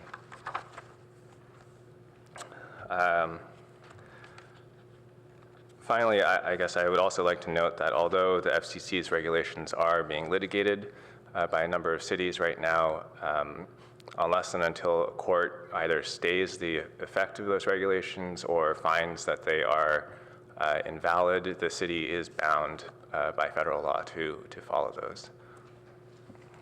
And with that, I'm available for your questions. I'd just like, as the chair, to ask just a couple clarifying questions from you guys. So you're saying that are all of the changes here, you're saying are required by federal law, and there's no additions being made by Palo Alto? That's correct. The changes in the ordinance are first to adopt the FCC's definition of this small wireless facility category, and then adopt the FCC's rules for the amount of time that the city has to review those applications. And the other change is to anticipate that the planning director will adopt objective aesthetic standards as required by the FCC order. Okay, and the second question that I wanted to ask, particularly in light of the preceding two discussions, I guess, not anticipated, but is if it's ARB that has the responsibility for the aesthetic standards that you referred to.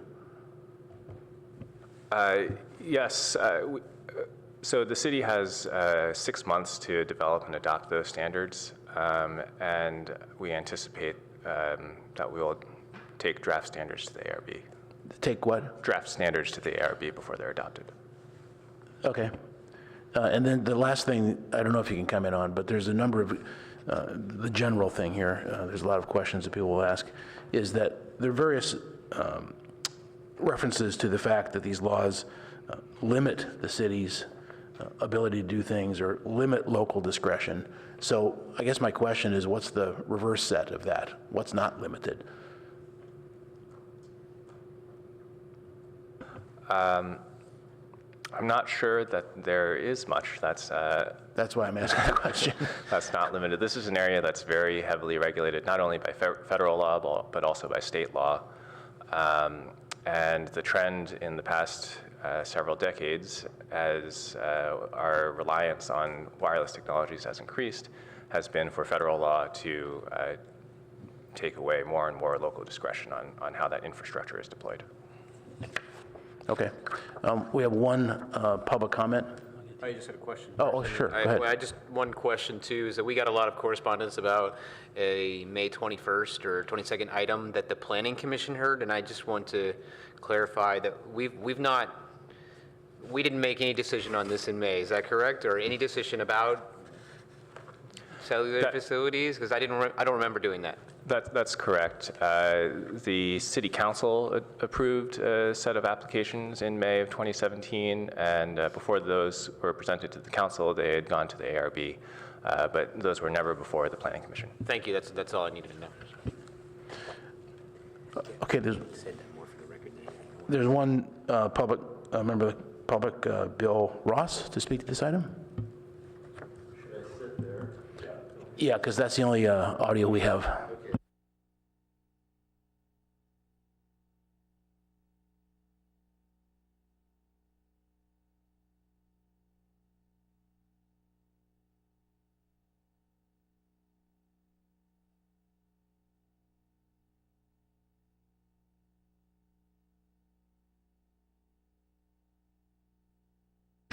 There. My name is Bill Ross. I'm appearing as a ratepayer and a taxpayer. And the document presents authority. I'm going to disagree with Mr. Yang. I think you need a more complete analysis to even make a recommendation here. There is litigation. And besides the litigation, which is presently in the 10th Circuit, and I would note it was initiated by one of the very providers that's communicated with you, Verizon, about this FCC regulation.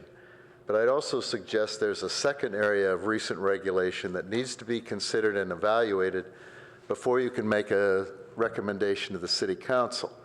And that's the rulemaking of the California Public Utilities Commission with respect to wildfire mitigation plans.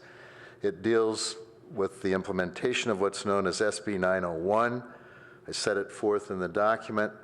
That's the post-Napa-Sonoma effort by the legislature to address problems associated with utility poles, and it doesn't limit them to high fire hazard areas, to mitigate the potential for future wildfires in the future.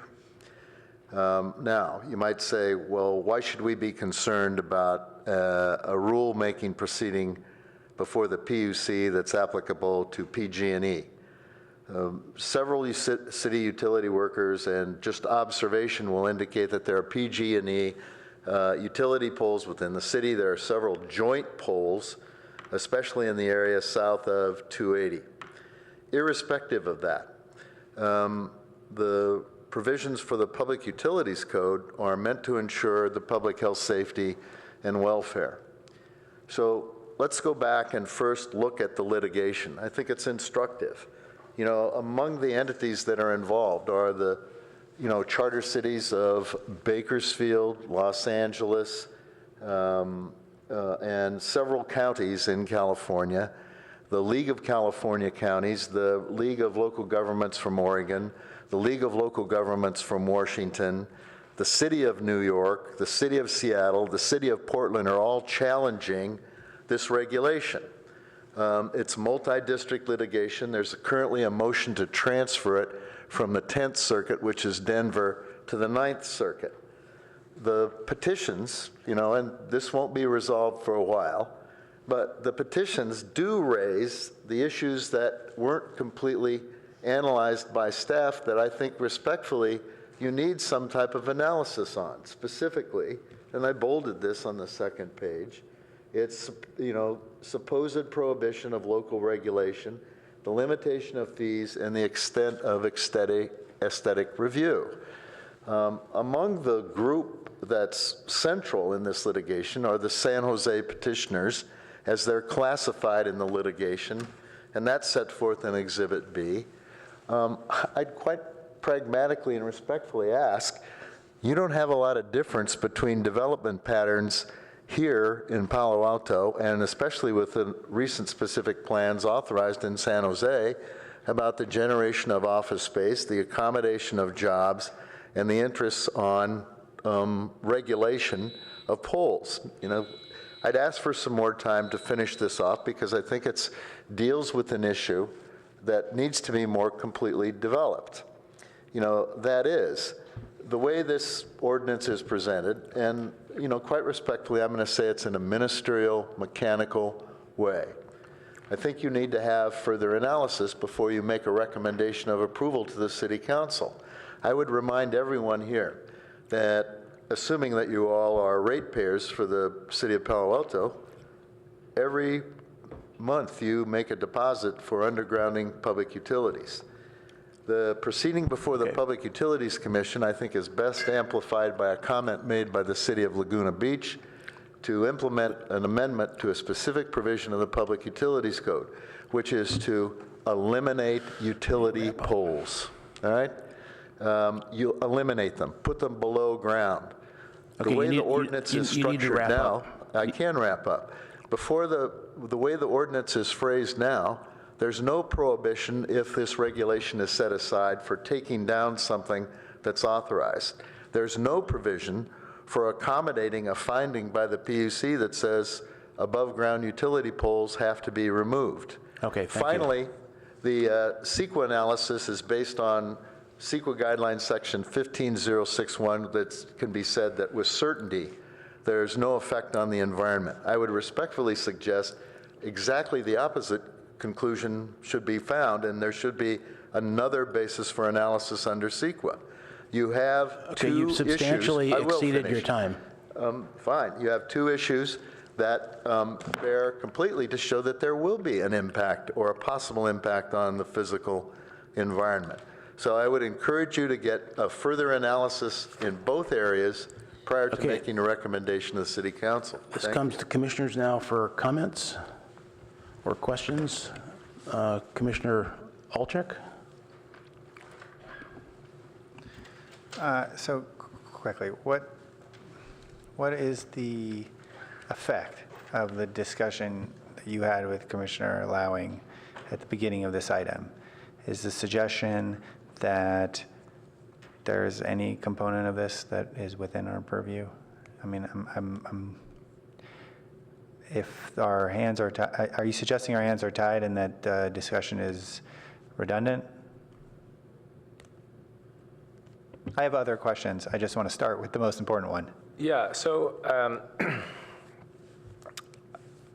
I think that the commission can make a recommendation for the City Council to, inform their policy discussion on whether to adopt changes to our code that conform to federal law.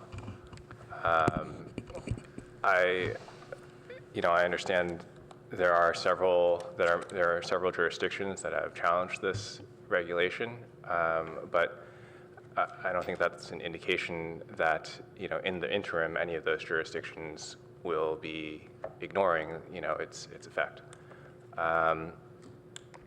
But I guess it's a potential policy discussion for the council to have about whether they are interested in adopting these sorts of changes, even though they are, at the moment, will be mandated by federal law in mid-January.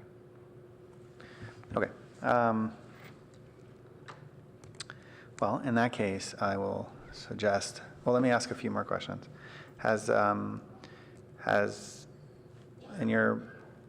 To your knowledge, has the city attorney's office evaluated the idea of joining this suit? I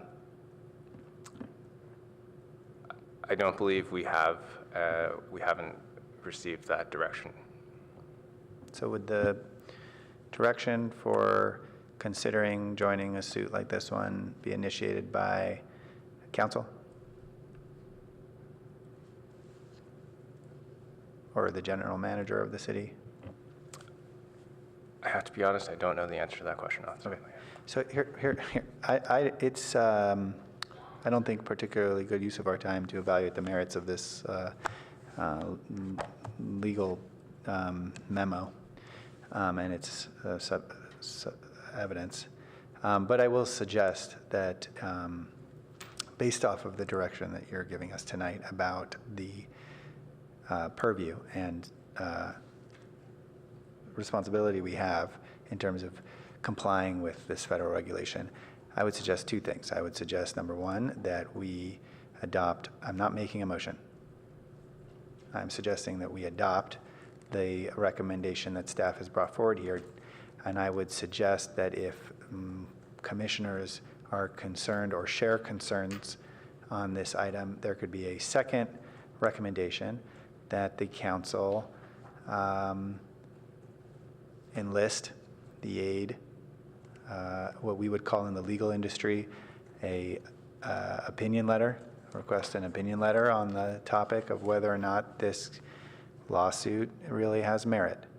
And if it does have merit, if there is a substantial likelihood, let's say I would encourage, the exact recommendation would be that the council seek the legal opinion of a reputable state or national law firm to provide a legal opinion on the merits of this case, because if this case will prevail, then I think the question of whether or not we need to adopt these ordinance adjustments comes into question. I would suggest to you that the most important question everyone should always ask when they're making a tough decision, their first question should always be, when do I need to make this decision?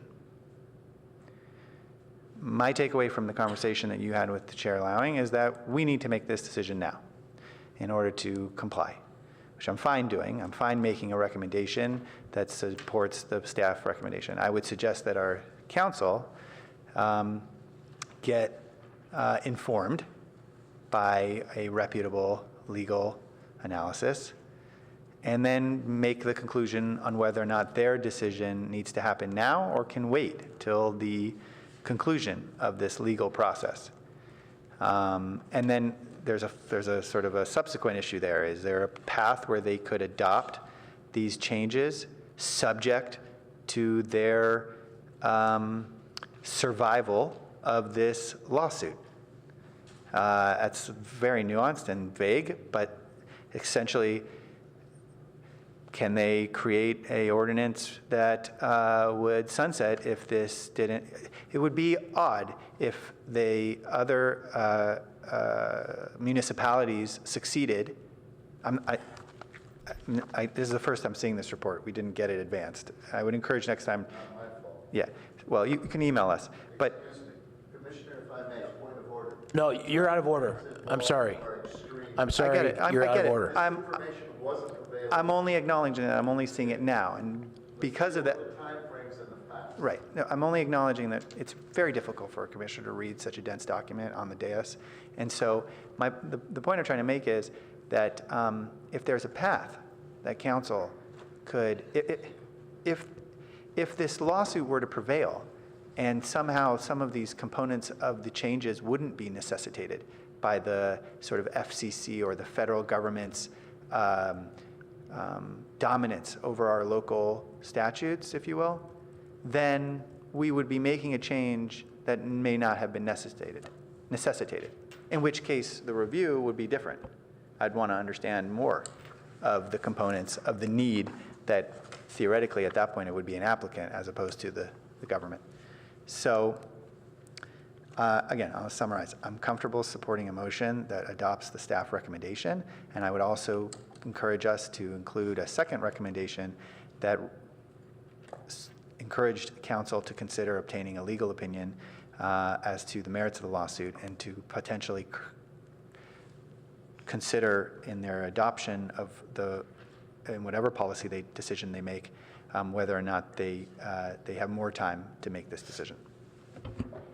Other commissioners? Lights? Commissioner Waldvogel? No one else wants to jump in? A couple questions relative to this. And I agree with Commissioner Alczak's comments, but I'm assuming that we'd amend the ordinance if the lawsuit prevails, that you'd be back. Is that a correct assumption? Yes, that's correct. And I guess along those lines, we also considered having a provision that would automatically sunset the ordinance in the event that, the lawsuit, something happened in the lawsuit. But it's impossible to forecast whether the regulation will be struck down in whole or in part. Yeah, or and which in the parts would meantime, be if we do nothing, then we lose our discretion on any aesthetic review. Is that correct? I think we enter into if we don't adopt these changes, we enter into a less clear framework for items that might fall into the small wireless facility category. So let me be slightly responsive to some points that Mr. Ross raised. And one is, what happens when we underground a utilities district? Let's say that a facility has been approved on a pole that's holding aerial service today, and we underground a district, and hypothetically we would want to remove that pole. Do we have any discretion under this? Yes. So for our existing utilities poles, the city has license agreements with wireless carriers before they can place their equipment on those poles. And under those license agreements, if the city ends up undergrounding those utilities, then the wireless equipment must be removed as well. Okay, so that's part of the license agreement. Next question is, what design discretion do we have? Because a wireless network can be designed in many ways with equipment placed in many different places, especially with these small wireless facilities. There are almost infinitely many ways to design the network. So when an applicant says, I want to put a facility over there and over there and over there, do we have any discretion to say, why have you chosen those sites versus these other sites that would provide equivalent coverage? So the city's purview in reviewing a wireless application is generally the aesthetic and similar impacts that the application has on its proposed location. As we're undergoing that review, we do ask the applicants to provide us with an analysis of alternative locations and configurations that they considered. We do not at this time, and I'm not sure to what extent we'd be able to ask for a review of a wireless network design, the design of the network itself. Yeah, I was just looking for the language. There's some language in here about engineered design, which I'm trying to. Applicant shall hire a radio engineer licensed by well, that's just for RF emissions, I guess, not for coverage. Okay. Yeah, if there were a way to do this, if there were a way for the city to get better informed about design alternatives so we could have informed discussions about this, that would be good. But I don't know exactly how to incorporate that into this piece of work. So now, two final questions for you. Packet page 57 defines wireless communication services. And I think this is a carryover of an existing definition, but I wonder whether this definition is overly broad because for example, it includes unlicensed wireless services. That is certainly outside the scope of a 4G, 5G mobile network. Same thing, I mean, several of these categories are outside of this scope. I don't know exactly how the federal government has defined the categories, but these seem broader than they may need to be. Do you have any comment on that? I believe that these definitions are generally carried over from federal regulation, but I will confirm that. Okay, and then also to that point, look at packet page 55, the new definition of small wireless facility, which you define purely in terms of the physical size of the equipment. Is it possible to define this more narrowly around 4G, 5G licensed spectrum services? No, this is directly from the federal regulation. So regardless of, the technology, if it is a wireless facility that fits within these dimensions, Well, let it me is give entitled you a to hypothetical. Let's say that I was doing intelligent, I wanted to do a intelligent transportation infrastructure, overlay, and I wanted to build V2X infrastructure around the city. Would I then get this kind of entitlement to put radios anywhere I want to for V2X? So I don't understand many of those words, but Well, I can explain think them. the answer may be I can yes. speak them more slowly if that helps. But I mean, vehicle to infrastructure is, and Commissioner Riggs may have some knowledge about this, but there's a whole new wave of radio communication between moving cars and infrastructure. For example, communicating the status of traffic lights or telemetering where vehicles are. So that is, some of that is in licensed spectrum, some of that is in unlicensed spectrum, but would that be a by right? I mean, if I was, brand new startup X, I could come to the city and I would have a 3-week, or 2-week shot clock to install my V2X infrastructure. No other review, no other conversation about applicability. Is that a true statement? I'm sorry, I can't speak to that. But I guess one thing to clarify is that we are talking about 60 or 90-day review periods. Well, a couple places are, but So I think Michigan DOT is. well, you're probably, I mean, you brought up another area where we're probably going to see federal preemption happen, just to try to set some, I mean, this is another telecommunications area that, just wait, we're going to see federal preemption on V2V and V2I. Seems to grant it. But it's going to be specified more. Right, but so- this seems to grant it so that if you're doing startup X, that you could get this pole attach right presumptively. So I don't think it grants all the frequencies that are needed to, This doesn't talk about frequency. it's a blanket exemption, right? Yeah. Yeah. Yeah, this doesn't Or talk blanket about, granting. and it doesn't talk about, and it's the definition is licensed or unlicensed. And it's any, I mean, if you look at the FCC's Wireless Bureau, those are all services within the Wireless Bureau. Well, I would say that I have the same questions, and I don't know that, it's a little beyond my expertise, too. We're not dialoguing the V2I and V2X implications right now because many of the companies that are innovating in this space aren't even tapping into that technology yet. What about IoT overlays? I mean, it's just, the question is, this seems to me that there are 30 things I can think of that I could come and apply under this definition, which may or may not, which are different from 5G mobile service. And I'm a little uncomfortable that they're all captured in this definition. So I just wonder if there's a way for us to be more specific.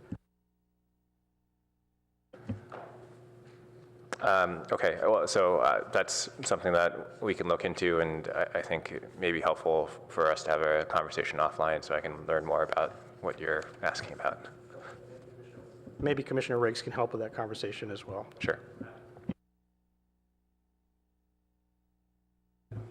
Commissioner Suma? Thank you. So I have to admit to being a little puzzled by this staff report. I understand it's federal regulation, but the staff report had so little in it, in particular with regards to what the member of the public brought up. I mean, this is not, on page 51, staff says several municipalities have brought legal challenges. This is not several municipalities.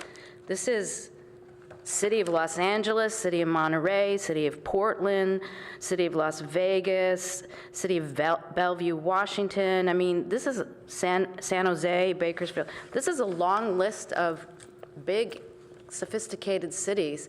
So I'm wondering how did anyone approach staff from like the League of California Cities to see if we wanted to be a part of this, and was council consulted? I'm just kind of curious how this all went down. And furthermore, do these cities, I'm assuming these cities, while this is being litigated, still have to comply with federal regulations, right? So I can answer your second question, which is yes. Yeah. On the first question, I don't know. So would these, I mean, can you speculate as to whether these many cities that are part of this litigation also adopted as part of their code the federal regulations? I don't know the answer to that question. Yeah, because I'm wondering if adopting the federal regulations would prevent us from being part of this action if the city council wanted to, and I don't know that any city council member knows this was going on. I certainly would have appreciated a broader discussion of this information in our staff report, because I feel like we could be throwing the baby out with the bathwater here, and I'm not sure what the advantage of adopting the regulations as part of our code is if we are skeptical of their value to our community, given that we have to follow them anyway. So what's the advantage of adopting them in our code? So the advantage of adopting them in the code is that when, after, I think, January 14th, 2019, we receive an application for something that would qualify as a small wireless facility, we can follow our code as opposed to have to deviate from what is in our code. In addition,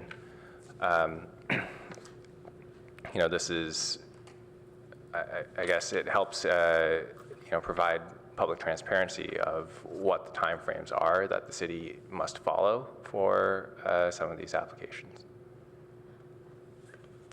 So I guess there's a lot of concern. I'm certainly not an expert on any of these issues, but there's a lot of concern in the community about this, and I think we have a fairly informed, sophisticated community, and I don't, from what I understood from some of the answers to Chair Lowing's questions, we're just adopting what the federal regulations are. We don't have any leeway at this point to customize them other, I think, than the aesthetic review, which we're going to work on. I can't really, in my mind, formulate an advantage to adopting the federal regulations that we probably would prefer to have more leeway on, and we don't. I can't see what the advantage is. I can see what the advantage of continuing this to another night for this body, so we have a chance to look further into some of the issues brought up by a member of the public. I mean, for one thing, I would have called my really good friend who's on the Bellevue City Council and asked her what they thought about this. I could have, how they handle it and how they're handling it. Had I known all of this, I really could have done a lot better preparation for this meeting. I didn't know all of this from the staff report, so and I'm not suggesting we should ever violate a federal regulation, but some of these federal regulations recently get thrown out very quickly in courts, and I'm thinking of immigration regulations that have been. So, I think it's premature to adopt them into our code, and I think it's a good idea to work on the aesthetic aspect that we have some purview over now with the ARB, but I just sort of still don't, even though you've answered the questions, I still sort of don't understand the advantage for Palo Alto to putting it in our code. Thank you. So I have a couple questions, comments, but I'll maybe try to tie into what Commissioner Suma said. So what would be the practice as of whatever that date is, January 1st of 19, of Palo Alto, if we didn't actually change the regulations? Would you be essentially monitoring the applicants according to those regulations anyway? That's correct. Okay, and then the other thing is, what is the, I guess the legal word, maybe it's not quite correct, but remedy? I mean, by not doing it, what's our problem? That we could be sued by the federal government? So if we failed to act within that shorter amount of time, then a wireless carrier could sue to have court declare that their applications should be deemed approved and basically, cut short any city review. And what was the last sentence? Cut short any city review. Okay, but you already said that you would be going by the federal regulations even if they weren't on our books. That's right. So presumably they wouldn't have anything to complain about, the carrier. Yes, that's right.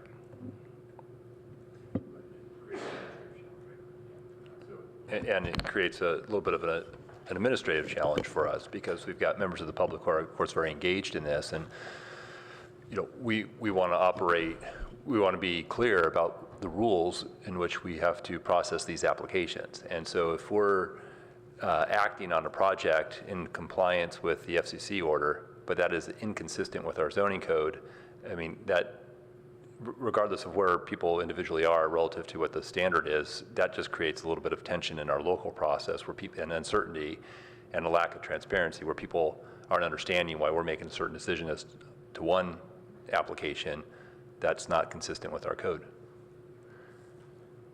I think I tried to speak to this earlier about the interest in transparency. If we are going to be applying a shorter review period to certain applications, I think we want our code to reflect that so that the public understands that's what's happening and why. Yeah, what happens in practice and what happens on paper are sometimes two different things. Might want to come back to that, but a couple questions. One is that there's discussion here about being able to recover fees, and we can probably guess that what it costs to do this in Palo Alto might be less than what it costs to do in a rural area. Do we have enough discretion or local control to actually be able to enforce that vis-a-vis the federal government, that we can get fees to cover this? So we have always, and we will continue to recover all of our costs when it comes to application processing. The one area that has changed under this new regulation is that the annual lease fees that we could charge are limited. But that actually has a greater impact in other communities than it does in Palo Alto, because Palo Alto is already subject to state law that adopts very similar limitations on what we can charge. So that's an item that's controversial among local governments generally, but practically in Palo Alto, it doesn't have the biggest effect. Okay. Another question that relates to this lack of local control on packet page 48, right at the beginning under background. You say it's expected that carriers are going to continue to roll out new facilities, growing need for increased capacity and speed. And then later in the document, I think it's, packet page 49, you say a city could not stop a carrier from closing a significant gap in its own coverage. But for a Wild West, out of control carrier, I mean, if they say I need 16, stations across this street here, across this neighborhood, what do we get to see to make sure that they really have a gap? I mean, do we just have to let them put up things anywhere? Your interpretation? So we ask applicants to provide coverage maps, and in some cases we can also have our own consultant, a third party, verify the quality of service at these locations. That's an issue that goes into staff's processing of these applications. It's not something that's reflected in the ordinance at all. Okay, but that is an area that you're telling us that we have some control. So that's actually an area that changed under the federal regulation, but it's not something that has any bearing on the ordinance before you. Okay. And do you anticipate, just because of the nature of the beast, that you're going to have increase in applications, so you're going to have to staff up for it? We're already facing and have been for several years, quite a lot of applications. Okay, other comments? I think Commissioner Alchek was up first. So, look, I think there are items there are elements to this, the suggested changes that I have confidence in our review capability.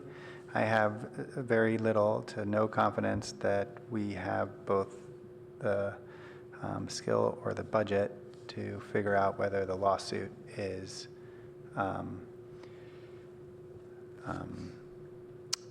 worthy of council consideration. So I really feel strongly that if we have a concern that it might be, we recommend council seek not just the advice of their city council, but also encourage their city council to obtain a second opinion, which I refer to as an opinion letter on the item. I don't believe that there is any benefit to us delaying this item in an effort to better understand the significance or quality of the lawsuit filed. I wouldn't trust a conversation with a local city council member from Bellevue. I wouldn't trust anybody who didn't have a law degree and a specific expertise in this very specific area of the intersection of land use and communication. And I think that a legal opinion like the one I'm suggesting they get isn't going to be cheap. I think that when you ask top-rate attorneys to do this sort of analysis, they take their time and it costs money. And so I would just like to respond to the suggestion that we delay in an effort to gain more knowledge on the lawsuit as one that I would not support. Okay, Commissioner Suma's the only other one with a light on. I have another question about how many, in 5 years, are these things going to be popping up like mushrooms? Do we know how many we're going to have in 5 years or any time frame? It just seems, like, I don't mean to repeat myself, but it seems like to follow the federal regulations, we don't need to put it in our code. And it seems like there's a lot of moving parts to this and a lot that we don't know, including how many of these we could wind up with in the city. Do we have any analysis of that sort of thing? I think we currently have approximately 100 pending applications, and Maybe we clarify nodes as opposed to. Yeah. A few applications. Yeah, sorry, a handful of applications that cover approximately 100 different utility pole locations. And we have been informed that the carriers who've approached the city have, plans beyond those applications. Sorry, I didn't hear that. So, carriers that have approached the city do have plans beyond the applications that we currently have on file.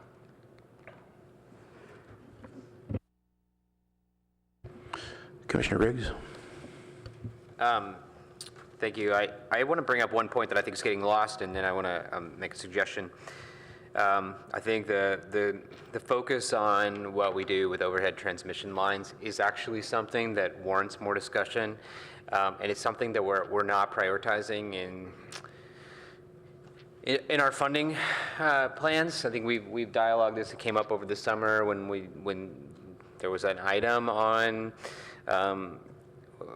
how we could accelerate what ratepayers are contributing to overhead line undergrounding. So I do think this is a linked discussion, and I just want to make sure that we acknowledge that, and maybe that could be something that we put forward as an additional consideration for council, and maybe something that council might consider prioritizing, because I think it's very linked to this, but also linked to the wildfire risks that we're seeing with increased climate adaptation risks. So this suggestion I'll make for moving forward, because I think that we're getting a little stuck and rehashing some of the same issues, is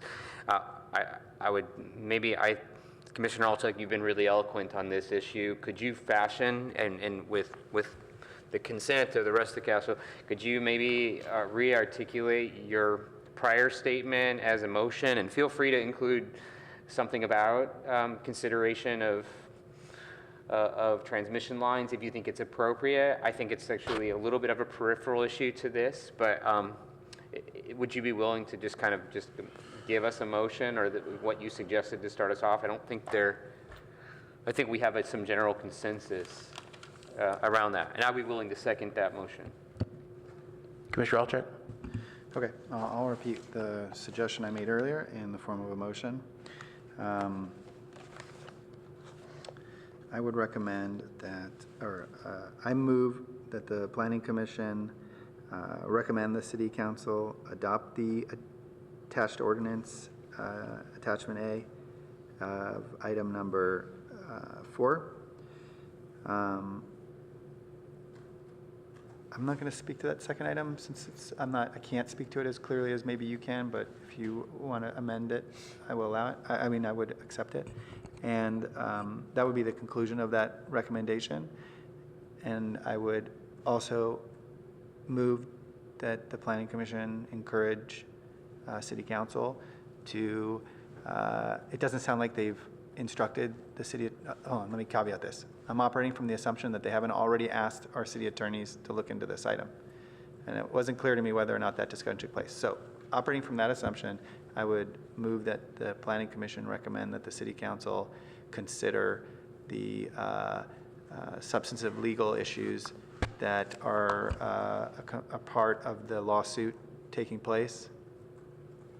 That can be the same motion. Yeah, and I'll second that as Well, I don't one want to motion. make it the same motion, but only because it's not that they're separate, it's just that they're sort of bullet points. And consider obtaining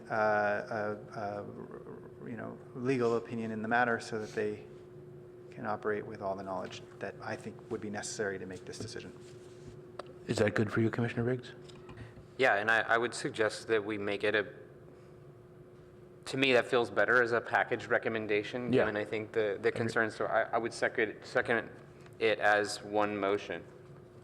And I think that my recommendation is, despite to leave the fire risk out of this, although I do think it'll be captured in the minutes, and I think it's something that the council needs to consider going forward, given the state of slow motion our undergrounding program is in. So, second. Yeah, I'd like to just comment on that. Oh, sorry. Your light wasn't on, so I didn't. I'll turn my light on. All right. No, that's why I was just going to comment that it seems like we almost have no choice at this point. It's a legal matter, and we're relying on city council, city attorney advice on this. And the only other option that I can see other than this is to tell council we considered it, and if they think it's black and white, and where hands are tied, as the question was, then they can make that call. But at this point, I would support that motion. Commissioner Wolfvogel? Yeah, I would support this motion. I would like to request I'll see if this is a friendly amendment, which is also to have staff review the service and facility definitions to ensure that these are as narrow as they can be within the scope of federal law. I'll accept that. Sure. I mean, that would be the recommendation that council include that. Sure. I'll accept it. Okay, that amendment. I just want to clarify that it's not so much that I think our hands are tied with the second component of the suggestion. I think that even if a legal analysis was done, the decision on whether to join that lawsuit or not adopt this item is really a council decision. Clearly, right. Clearly, So yeah. Even if we had the information, I'm not even sure we would be the appropriate body to recommend which it's a risk. So, Totally agree. The sense of the motion is that we think that someone should be looking at the legal arguments up to the point of maybe even being a party to the lawsuits, if that's deemed appropriate, but that's not in our purview. Okay, so the motion was made, seconded, amendment was made, seconded, and it's all combined now. Any other discussion? I see no other lights. So we'll vote on the combined motion. In favor of the motion with the accepted amendment, please raise your hand. 1, 2, 3. Commissioner Alcheck, 4. And opposed? Commissioner Suma. Okay, 4-1, 2 absences. Thank you. May I speak to my no vote? Absolutely. Speak to your no vote. So I really appreciate that our legal counsel brought this to us as sort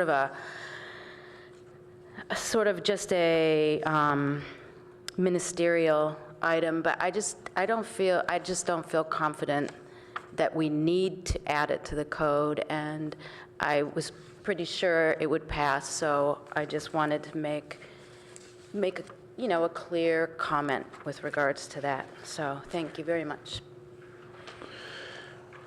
Okay, the next item is item 5, approval of minutes of November 4th, 2018. Can I have a motion to accept? I would like we need to, Ms. Gittleman is still listed on all of the minutes. We might want to just address that. That's is it a long goodbye? That's very nice of her to freelance and write those minutes for us. It is something that I've been noticing time and time again, so I would just maybe like to make that correction going forward. Excellent. Go backwards, too. It should go. Excellent amendment. Where's that? Meetings now. Did you take both of them? I might have stolen here. Okay, all in favor, please say aye. Aye. Okay, that's approved. Thank you. Then we want to shift over to, pardon me? Oh, I don't think there was a second, but I'll be the second. Riggs firsted it, amended it, and seconded it. Okay. So Riggs, Suma, we have on record, okay. Great. Okay, so that is that item. Now we are on to any committee items, of which I don't think there are any standing or ad hoc committees. Question, comments, announcements, and then we'll get to future agenda items. Commissioner Alcheck. I had a short, not informal dialogue with Director Late about this. There's an event happening on May 10th next year. It's called Housing the Bay. I attended last year, and I encouraged some of you to attend last year as well. I can say without question that this was the most informative event I attended in, I think, half a decade with respect to the work that we do. And so May 10th, it's called Housing the Bay. Last year, for example, there was a panel with the Director of Planning for San Jose, the Director of Planning for Oakland, and the General Manager of San Francisco on the issues that they are facing in terms of addressing the housing crisis. There was a planning commissioner from San Diego who led a discussion on a sort of, I would describe it as Santana Row-like mixed-use project that helped them address housing and affordability. And so it's totally in the wheelhouse of things, and if you've got time on May 10th, it's a full day. It starts at 8, ends at 6 p.m. There's very likely going to be planning commissioners from a lot of municipalities, as well as non-for-profit developers and city staff present and speaking. So I hope there's 2 components to this. I'm encouraging all of you to attend. Also, for the staff, there is a group rate. We can get a very reduced sort of group rate. I assume that this is within the budget of our conference attendance thing that we have. Yeah. We just need So to I'd love for scale. us to, that early bird group rate will expire soon. So I'm hopeful that if there's any of you interested, please let Jonathan know. I'm going to let him know I'm going to be interested, and maybe we can attend as a group and pay less. It's in Berkeley. It's in San Francisco at the Hyatt Regency. Well, not more than 3 of us. No, actually, if it's coordinated, more than 3 of us. But I do think that I wanted to make sure we emphasize that we do have this training, have training funding available, so people don't feel like price needs to be an obstacle. I can't go, I'm going to be in Munich, but yeah, eating marzipan, but no. I think we'll go to your conference. Yeah, students. Okay, Commissioner Wolfvogel? Yeah, just a request. I think it would be helpful if at some point in the next few months, we could get a briefing on the MTC CASA initiative and its connection with SB 50. And I know that this is all up in the air right now, but these are topics that I think the public needs to become better informed about, and this may be a good setting to present some material on that. Is your light still on? Did you have comments? Yeah, what Okay, say then? sure, go ahead. So staff, Jonathan, you may have received the email from the Cal EPA today about there's like a new housing browser tool that shows basically housing needs across the state. It's really good for benchmarking. So I just want to make sure maybe we could share that email and that tool. I got it. I can send it to you if you didn't get it. But it's actually a really nice comparative tool that shows how all the municipalities, I think it's called the Housing Open Data Tool, and how communities across the state are benchmarking against one another in terms of meeting their regional housing needs. Can take a look here and see. If the numbers make you sad for our city, consider it even sadder because they count remodeled permits as new housing units. So not all the new numbers represent actual new units. Yeah, so Commissioner Riggs, maybe you can send that. I don't see it in my email. I'll send it, yeah. It's really, I was prepared to be skeptical, and I thought it was a pretty interesting tool, so. Okay, anything on Ventura? Commissioner Suma? Okay. All right, then let's shift to the, oh, sorry, go ahead. So I thought that there would be one other person at this meeting today, considering it's his last. Did he let you know that he wasn't coming? Yeah, he did. Yeah, he did. Okay, Yeah. well. No, I was going to mention it at the end, too. Okay. Go ahead. I was going to say in his absence that it was a pleasure serving with Commissioner Gardias. And I'm sorry that I couldn't have sort of. Yeah, he had a work conflict kind of at the last minute, so. I'm sorry that I couldn't see him off tonight. Yeah, we all are. A great colleague, and we had the cake already, but we'll find a time to catch up with him. Okay, so looking at the meeting agenda, which you now have in front of you, note it is 1:30 is our next meeting. We will then be joined by our two new colleagues. And also per our revised bylaws, they are now going to have the franchise. They will have the vote for officers in contrast to the past. So the bylaws say that we can vote at the first meeting or thereafter to a date certain. I don't particularly see any reason not to do it on January 30th, but I just want to put that to the group. And if that's okay, then we'll just put that on the agenda.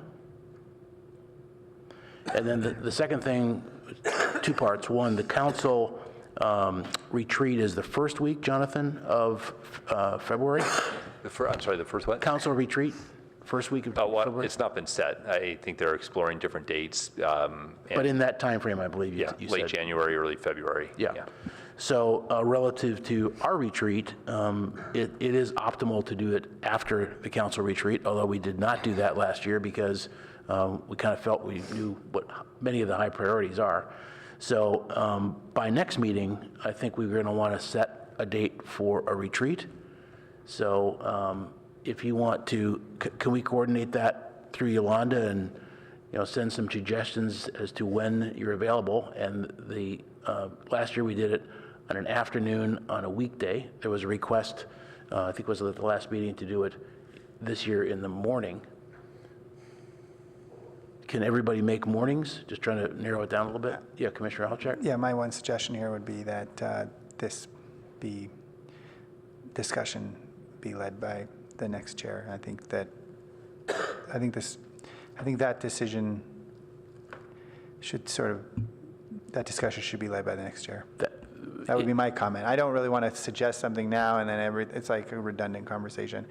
I'm just asking this because we have experience of the last retreat, and just to see if the daytime or the mornings, and some of the people have changed. There'll be 2 more the next meeting. Right, but- so it's another reason. We can't even begin to discuss our scheduling needs because 2 of the people that are participating in that aren't here. So I'm just suggesting that we probably table this item till next year, and when we have a full commission, we can better ascertain our scheduling needs. That's all. It seems like a Okay. better opportunity. Any other commissioners have comments on that?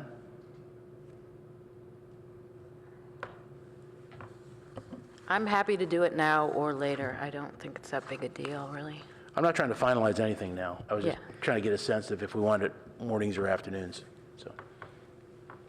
Okay. That's all I have. Anybody else have announcements or comments?